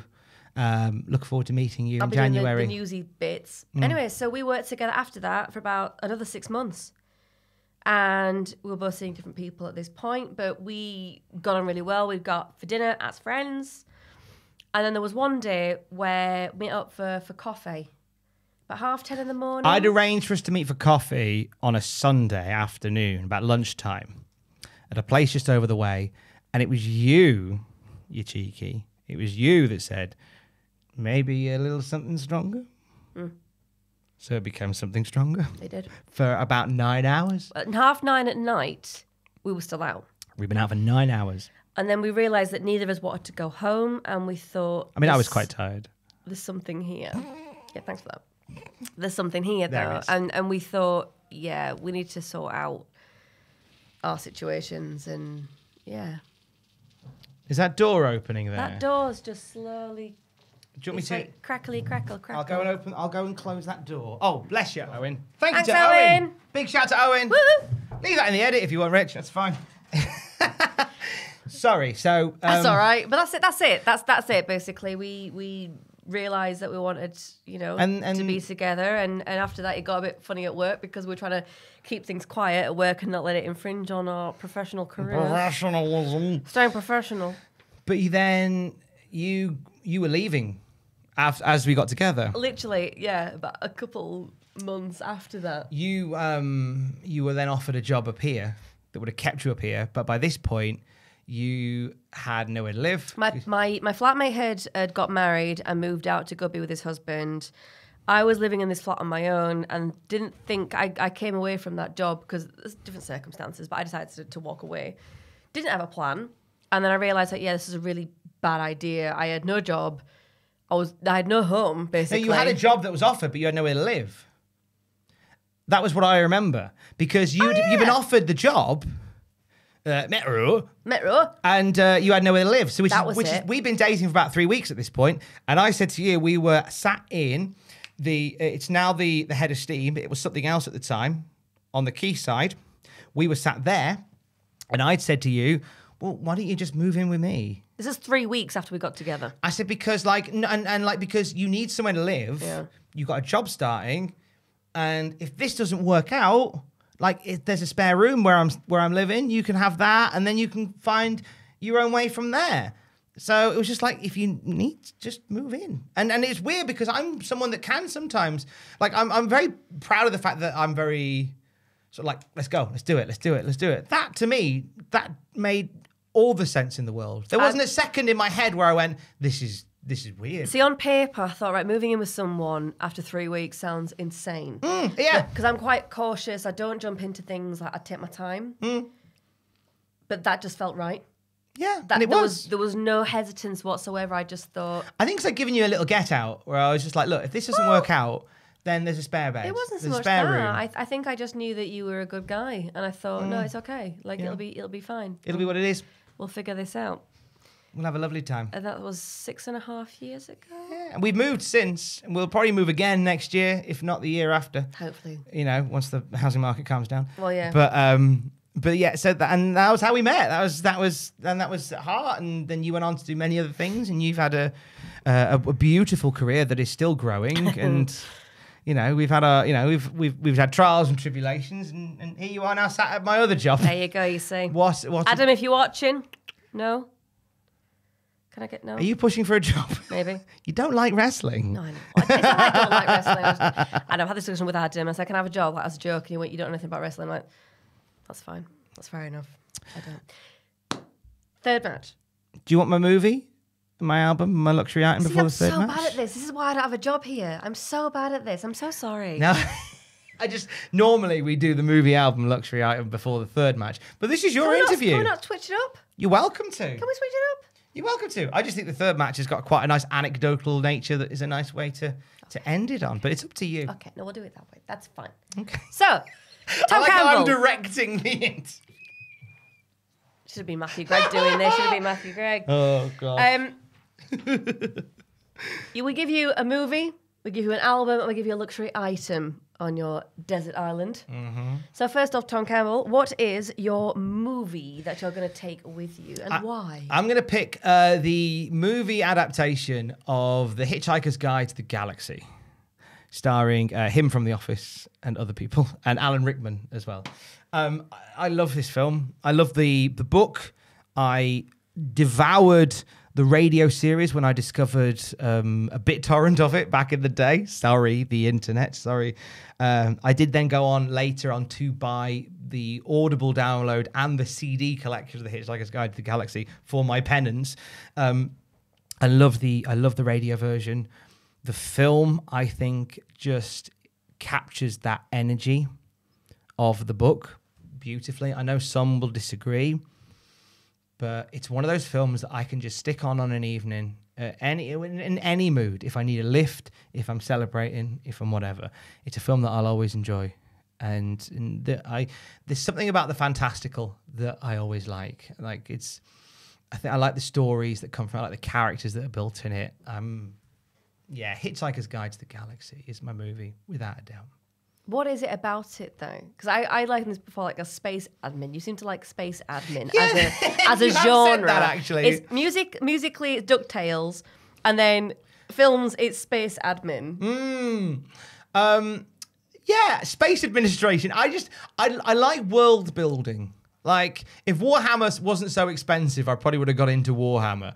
But I like world building. I like the idea of there being no restrictions on what you can and can't create. But I also like when something does take something that's so mundane and makes it fantastical. There's something about that always makes me smile. There's the scene where they're trying to get they're trying to, I don't want to spoil the film too much, but they're trying to get somebody out of prison, and in order to do so they need forms. So in order to get the forms, you've got to queue like you're at the post office. It's like, well, thankfully, we're British and we're very good at queuing. And there's something about all that idea of space admin that I really like, that I just find very heartwarming, you know? You like Loki for the same reason. Loki I liked as well. Like the series of Loki, like the Loki series on Disney Plus is great because it's the whole idea that time is run by this body that is very driven by paperwork and administration. I don't know what it is. I like when really humdrum things are given a sci-fi edge. I guess that's what it is. Maybe that's why I like the Dyson Hoover. It feels a bit space age to have a Dyson Hoover. I don't know. But that's a big part of it. And I just like the story is something that can be added to and built upon for many years. But the film itself, there's like a nice charm about the film. It's Stephen Fry doing the voiceovers. And also, Hitchhiker's Guide to the Galaxy gave me one of my favorite phrases, which I use a lot, which is, I would rather be happy than right.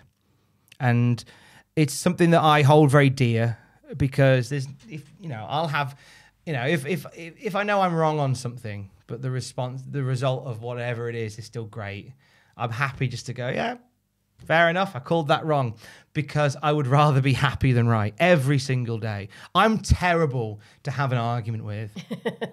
Mitch Wadden, who is our outgoing tribal editor-in-chief here at Cultaholic, launched a series on the podcast called The Motion. The whole idea is you get two parties that are for and against stuff. And he says, like, I want people to have like a big antagonistic argument. And I said, it's a great idea. I'm the wrong person for it, but if you want to put it together, because I'm not into I care about stuff deeply, but like I'm happy just to go, all right, you're right, and that's cool. Like I'm not one for point scoring. I've never been one for getting one over on anybody. It's not my bag. Life, that's exhausting when you live like that. I'm tired a lot of the time anyway. I think a lot of people were hoping that you were going to have this really sort of dark side to you, that you were going to be sort of secretly, because he's secretly evil. Because it's easier to believe that somebody is a horrible piece of work than to accept that actually they're probably all right. A nice, decent human being, isn't it? I do find it funny that when somebody is inherently nasty, people will just go, well, they're nasty, and there you go, there's the proof. However, if somebody's inherently nice, they'll go, they're probably nasty. I remember somebody I met at college, I asked about this, and I said, why are so many girls, there was me, chubby, spotty, wearing a frigging Hawaiian shirt, going, why does nobody fancy me? But I am asking this friend of mine, why are so many girls that we know into bad girls and stuff? And they went, because why they're into bad guys. With a bad guy, you know what you're getting. With a good guy, you're waiting for them to upset you. And that's terrible. I've always liked the nice guys, so I don't know. But you're quite cynical as a person. So I feel like sometimes you'll meet people. Maybe I'm the bad guy. Duh. No. But it's almost like when you're cynical, you're kind of almost waiting for, what's the catch here? No, I think I can only sort of liken it to our relationship. I think you're probably the first person that I didn't feel that with. Really? Yeah. Wow. And I normally do. You get a vibe and you go, well, what's the catch here? Yeah. Well, that's nice. I don't trust many people, and I keep everyone at arm's length, and I kind of just have that, again, cynicism when you've worked in news and you have to do horrendous stories about people and you see the worst of society. Yeah, you do always think the worst, but I didn't have that with you, which is why I moved in with you after 3 weeks. Makes sense. Yeah. Makes sense. You do that with anyone, you know. So that's my movie anyway. Hitchhiker's Guide to the Galaxy. So album. DuckTales theme. No. Okay. Andrew WK. I Get Wet. Hey, why? Without a doubt. It's the best album ever made. I wrote a blog about it years ago because Andrew WK's I Get Wet is a perfect album, because Andrew WK had a hit on his hands with Party Hard. Yep. He then made a follow-up single called The Girl Is Beautiful, which sounded exactly the same. He then released an album in which the titular track, I Get Wet, sounds exactly the same. He then released a song called We Want Fun. Sounds exactly the same. Andrew WK knows his audience, and he is giving the people what they want in 11 songs or less. And I love that album for it. I love the audacity of that album, which every song is boom, bum, bum, bum, bum, bum, bum, bum, bum, bum, bum, bum, bum, bum, bum. That's all it is. The whole album. Mwah. I'm a big fan of a guy that knows his audience. Does he still follow you on Twitter? Yes, he does. We don't talk very often, if at all. But he followed me years ago. The blog doesn't exist anymore. It's on the same fire as the Top Trumps. But I wrote a blog where I explained kind of what I've summarized there in about 90 seconds, why this is the greatest album ever, because it's a guy that completely gets his target audience, and all he does is deliver the same hit in several different ways. And I think that's great. God love you, Andrew WK. Now, I know he's done more experimental stuff since then, and he's moved on and tried different things and different sounds, but he stayed true to his core, that all he wants is for people to party hard, because when it's time to party, we will always party hard. And he parties hard in the album I Get Wet for 11 tracks or less. God love Andrew WK. There you go. That's why that album is what I'm taking on a desert island, because in such uncertain times as being on a desert island, I know what I'm getting with that album. I know what I'm getting with that album. 11 times in a row. 11 times in a row or less. Fabulous. So the luxury item. I'm taking with me as my luxury item, I'm going to take a Nintendo Game Boy. Right, okay. The nostalgia is strong in this one. Now, admittedly, it therefore means I cannot take Sonic the Hedgehog with me on the island. Controversial. Leave the memories alone. But in terms of a handheld console, that would mean if I wanted to play Sonic the Hedgehog and playing the game properly, I'd have to take a Game Gear. And there's not enough Game Gear games outside of Sonic 1 and 2 and Triple Trouble that I'm that bothered to buy. But the Nintendo Game Boy gives me a nice wide selection of games. I'm a big fan of the Mario Land series. Tetris is a great game to while away many hours on. There's been some interesting versions of games released for the Game Boy that I would love to spend time burning through. Pokemon is a great way to kill time when you have a Game Boy. And it's a nice old school feel. You know, I like the idea of also playing the Game Boy without having to worry about the lampposts above the motorway lighting your screen. Going like orange light gone, orange light gone, orange light gone, so you can't actually get past until. If I'm on a desert island, then I've got that all the time. There we go. And that's what it's all about, innit? Okie dokie. That's what it's all about. So I'm taking a Nintendo Game Boy with me. Easy. Do you sort of have that sort of strong nostalgia with a lot of things? Is it because I know obviously with like the wrestling that you spoke about, the Nintendo and Sonic, but I think I'm quite a nostalgic person.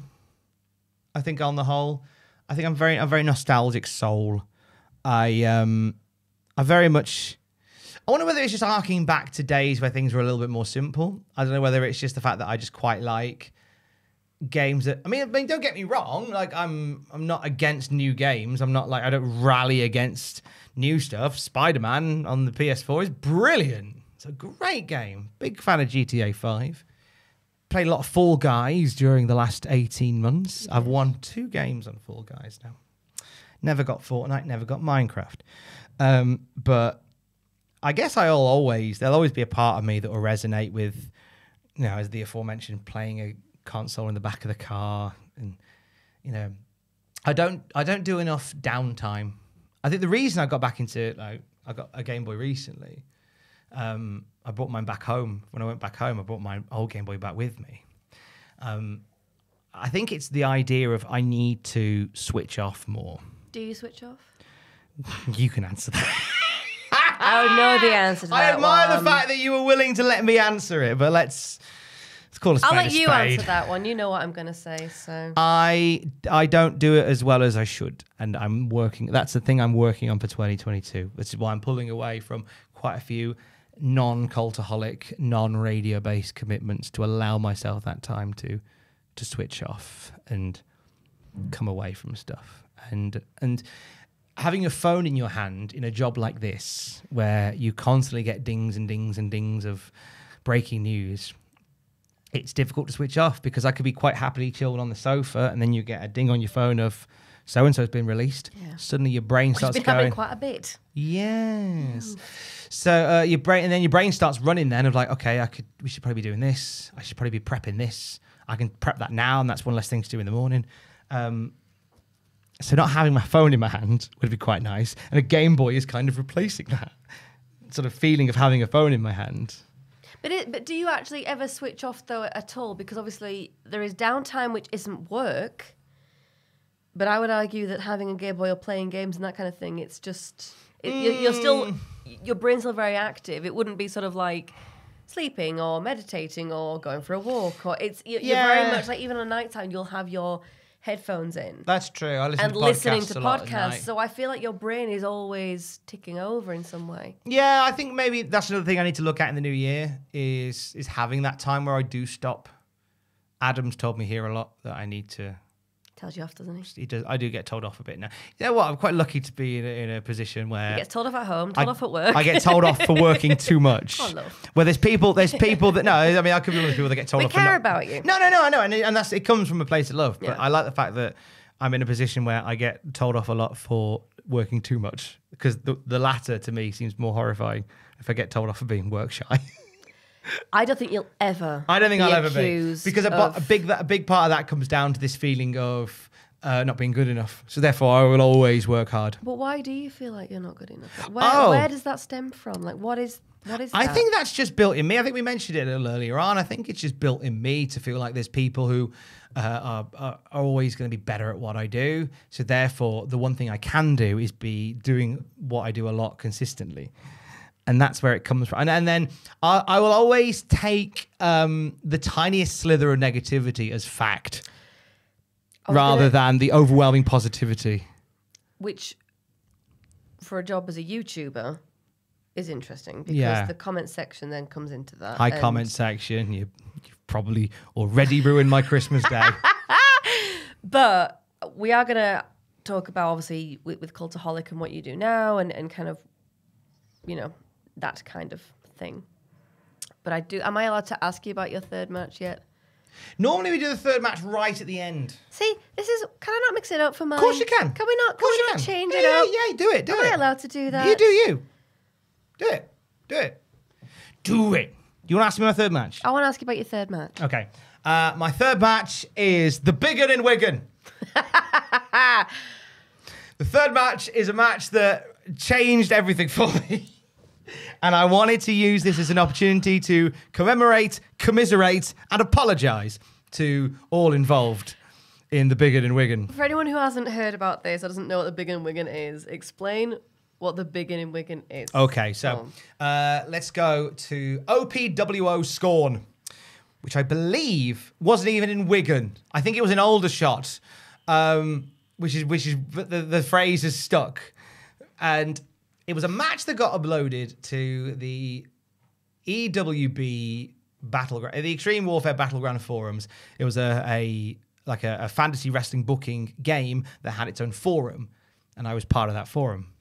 And the video of this match, this particularly, let's be honest, this particularly bad match between Chris Sprules and Cage Tyler got uploaded. And in 2005, it now looks like it was filmed on a potato because 2005. And it looks like it was filmed in someone's living room, but it was actually probably a sports gym somewhere. And these two had a bad night at the office. Just a match that didn't flow or ebb in any way. And I decided just to pop the people in the message board, I would get my £10 WH Smith microphone, plug it into my Windows 2000 PC, and using the inbuilt recording software, add commentary to the match. I would then layer the commentary over the video using Windows Movie Maker, and I just uploaded it to the forum just to make my mates in the chat room laugh. And everyone got a good laugh from something that I did that was just for a small group of people, in theory. Mm-hmm. To which people started going, oh my God, Tom's really good. Tom's really good at commentary. So then it ended up on the UK fan forum. Then it ended up on a few other forums. and then it got uploaded to YouTube. And I would hear stories as years have gone by of different wrestlers that have watched the Big Un in Wigan. And it's still out there. I think the internet churns a lot, so I don't think there is many people left that remember it. But certainly at the time, it was the thing. It was the thing that, and I remember having conversations with Cage Tyler and Chris Sproul's after this thing went whatever the 05 version of viral Before was. viral was viral. Was viral before viral. Before everything's viral. Everybody goes viral these days, but I went viral many years before. I think it was classed as viral. Enough people knew about it for it to be classed as viral, I guess. And I know that Chris Sproul's and I spoke, and I, do you know what? And here's the thing. You've said that, like, fundamentally, like, oh, you're a nice guy, and people say you're a nice guy. It's pretty mean-spirited. You ruined. It's pretty mean-spirited. Cage Tyler retired not long after, because he even said to me that I never got out of the shadow of that match. I know Chris Sproul's went a similar way. And the whole thing is quite mean-spirited. Did you ever apologise? Yes. You did? To both. And I've done it on a couple of podcasts as well. And I'll do it here again as well. For the harm that I did to careers in that match, I will apologise. Because it was never meant to get that far. We all had a good time, right? It's a weird one. It was meant to, it was something, and maybe there's a bigger story here about, like, jokes made online and whether you tell them. I don't know. But I have apologized to both parties in the past, and I have also apologized on different podcasts. We've not long past the 13th anniversary. Actually, was it even further? It was while. Oh, when did we do that? That weird podcast above Nine Bar. It was when we were sat up there. 5 years ago? Was it 5 years? Okay, so maybe it's nearly the 20th anniversary of the Big Un in Wigan. It's nearing that. But do seek out the match and enjoy. Like, it's sort of a pre-Botchamania fest for you. In fact, the first night that Matthew and I recorded commentary for North, well, by this point, the dust had settled on our rivalry. It wasn't a rivalry. And Your miscommunication. Miscommunication. And he'd said to me, oh, have you done commentary before, pal? There he is. And I said, yeah, I did like a joke match a while ago. A match between Chris Sproul's and Cage Tyler that did the rounds. And I always remember Matthew going, oh my God, Big Un in Wigan! Matthew knew what it was. And he spent the rest of the night, every couple of points of the night going, I can't believe it's you that did Big Un in Wigan. He never knew. And you do sound very, very different, though. Like, I listen to back to recordings of you, and you sound like a chipmunk. Oh, it's 2005. Well, still, though, but you know what I mean. I was a younger man. I mean that with with love, but yeah, there's a lot of alcohol that's flowed through the vocal cords, and since then I've had my tonsils out. That's true. Because I nearly died that time. You got quinsy, didn't you? I got quinsy, which isn't a detective. Because all my tonsils swelled up in like 2011, 2012, to the point where, like, they said, if you don't go to A&E now, this is what the doctor said, they'll explode and you'll get poisoned, or they might block your airwaves. So we need to take you now to get them, like, they didn't take them out there and then, but they sort of let the air out. I don't know what they did.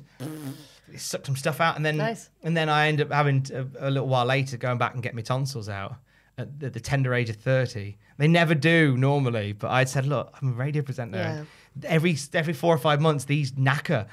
And it's costing me you money. Yes. So they did. So that's probably why I sound different, because my vocal range changed since then. But yeah, for the better. Yeah, I think I listened back to radio shows that I did around 2011, 2012, and I sometimes sound like this. You sound 12. Because I could because there's tonsils. Maybe if the day where the tonsils are up, it's quite difficult. Now there's no tonsils, which makes it fine.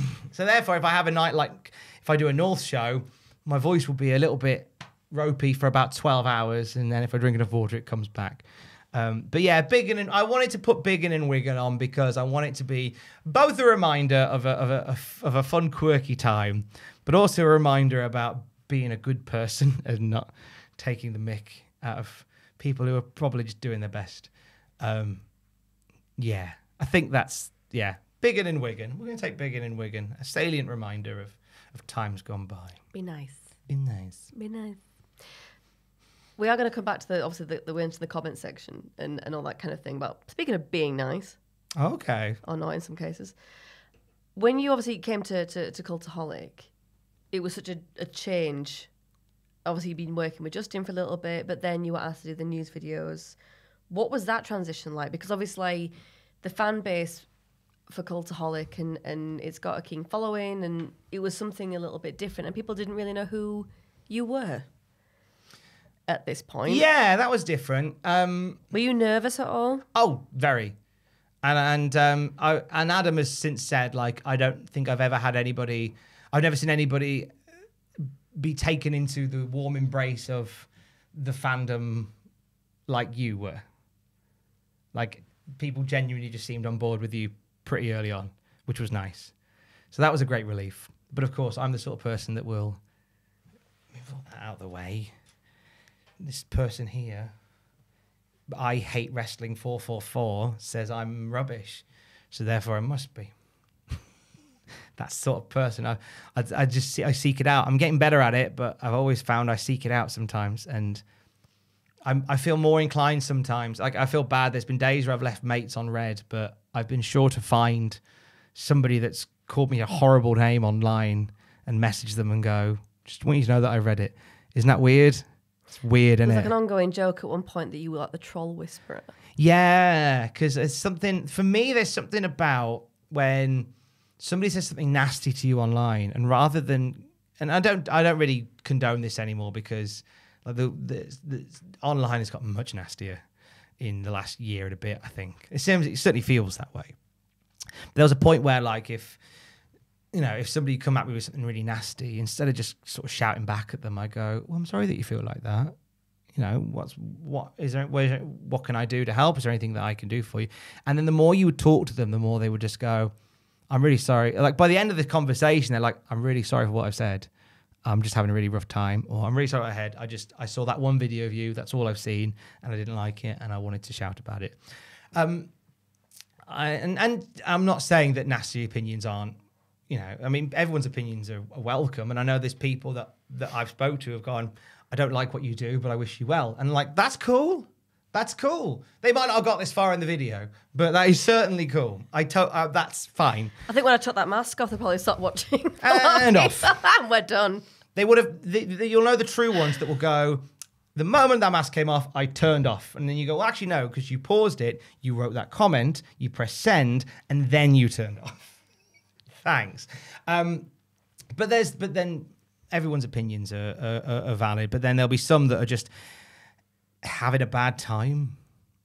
And if you reach out, then I don't want to say you win them over, but more often than not, people will say things that are nasty when they're in a nasty place.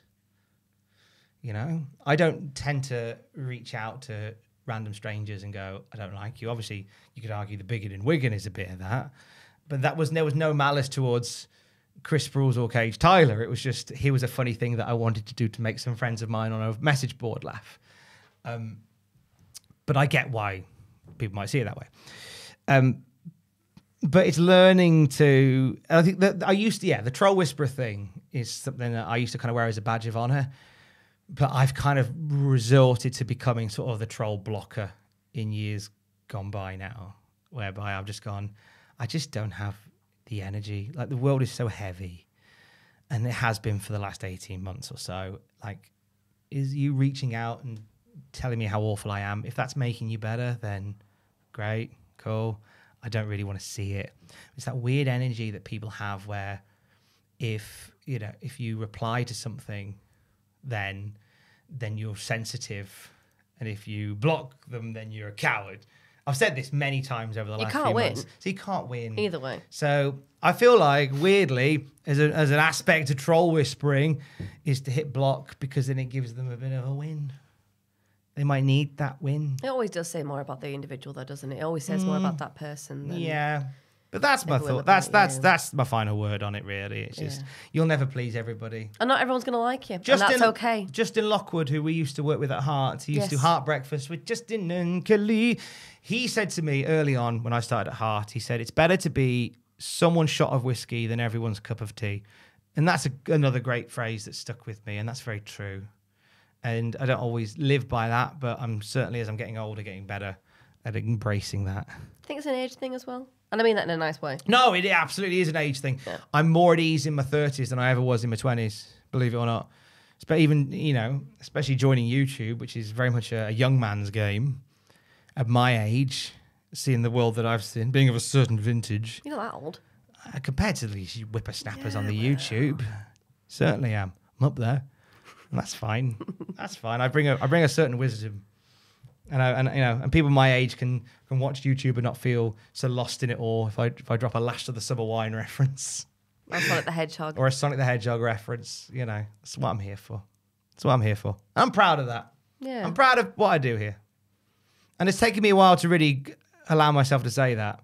Do you feel like you said that you're welcomed with open arms. Do you yourself feel like one of the team, part of it? Because obviously being like the radio guy, a little bit older. I'm not trying to look for things here. No. But just out of curiosity, did you ever feel as though... I always kind of jokingly brand myself as the fifth Beatle.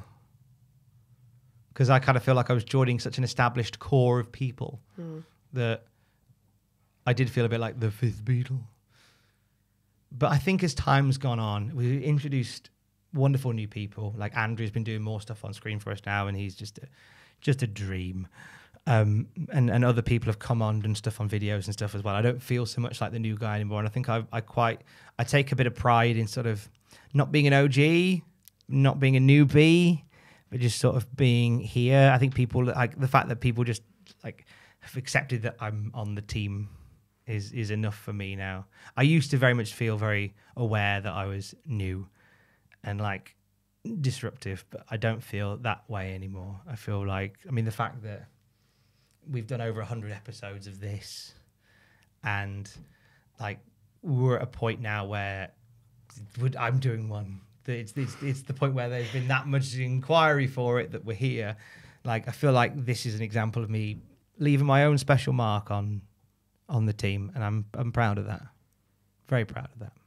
I'm proud of you too, because I've noticed that there's been a change in how you react to things as well. You mentioned before, like sort of you don't feel the need to try and win people over anymore as such. That you seem a bit more comfortable in your own skin than you have for a while. Yeah. If you don't mind me saying. No, I get that. But I get that. Personally, you seem to have come a long way, and that whole idea of feeling like not good enough. And actually, I think you are quite proud of what you do now, and you seem to take more pride in it. There'll always be an element that, and what I'm proud of is the fact that I am taking more. I'm giving myself more credit. I've put the bat down to an extent, but the relief is that the work ethic hasn't gone. Like I still think I'm working as hard as I ever have, and I don't think I'll ever stop working as hard as I ever have. I think I was always maybe a little bit frightened that if I started, maybe sort of believing in myself a bit more. And if just one person believes in you, I would be worried that maybe the work would stop. But then I've gone, actually, no, I'm still working just as hard, if not harder. And I'm at the same time putting less pressure on myself to be more, if that makes sense. I think it does. It does. We joked before about how your dad, there's a quote from your dad that I wanted to share. Okay. Because I don't know when it was, but he said to you, don't talk about yourself or wrestling. Yeah. And I don't know if it was a dating tip. It was a dating tip. Right. I was going on a date and my dad said, don't talk about yourself or wrestling. Both of which... I now do. You've made a career out of. And we've spent the last 2 hours doing. I don't know what your dad makes of it now, but what do you think 6-year-old Tom would have made of the Tom sitting in front of me now? I think his mind will have been blown by what we'd done. I think if I was to go back and sit with Tom as he's in front of his karaoke machine doing a radio show for nobody and just go, mate, you've got no idea how far this goes. You think you do, but the technology for a start isn't there yet for you to ponder it. But I promise you, you have no idea how far this is going to go. And it will get dark at points, but that's all right. Because sometimes that darkness will weirdly help. And it's good. Your 20s are good, but your 30s are great. So here's to the 40s. I've got a couple of years yet before I do that. But I think his mind would be blown. So if I could go back and tell my younger self something, I'd say, do what you do. Don't take no for an answer from career stuff. It's going to get dark, but it's going to be all right. And the song is F.R. David, Words Don't Come Easy. That's going to save you about 8 months. Keep drawing Sonic Kid. It's going to be fine. Thanks, Tom. Thank you. This is lovely. What a treat. And for the one person who's still with us, hi, how you doing? Merry Christmas. We've run out of Prosecco. Can we get some more Prosecco? We'll go and get some now. We'll go out and get some now. Cheers. Cheers. Empty. We're chinking empties. Merry Christmas. Merry Christmas. Love you. Bye.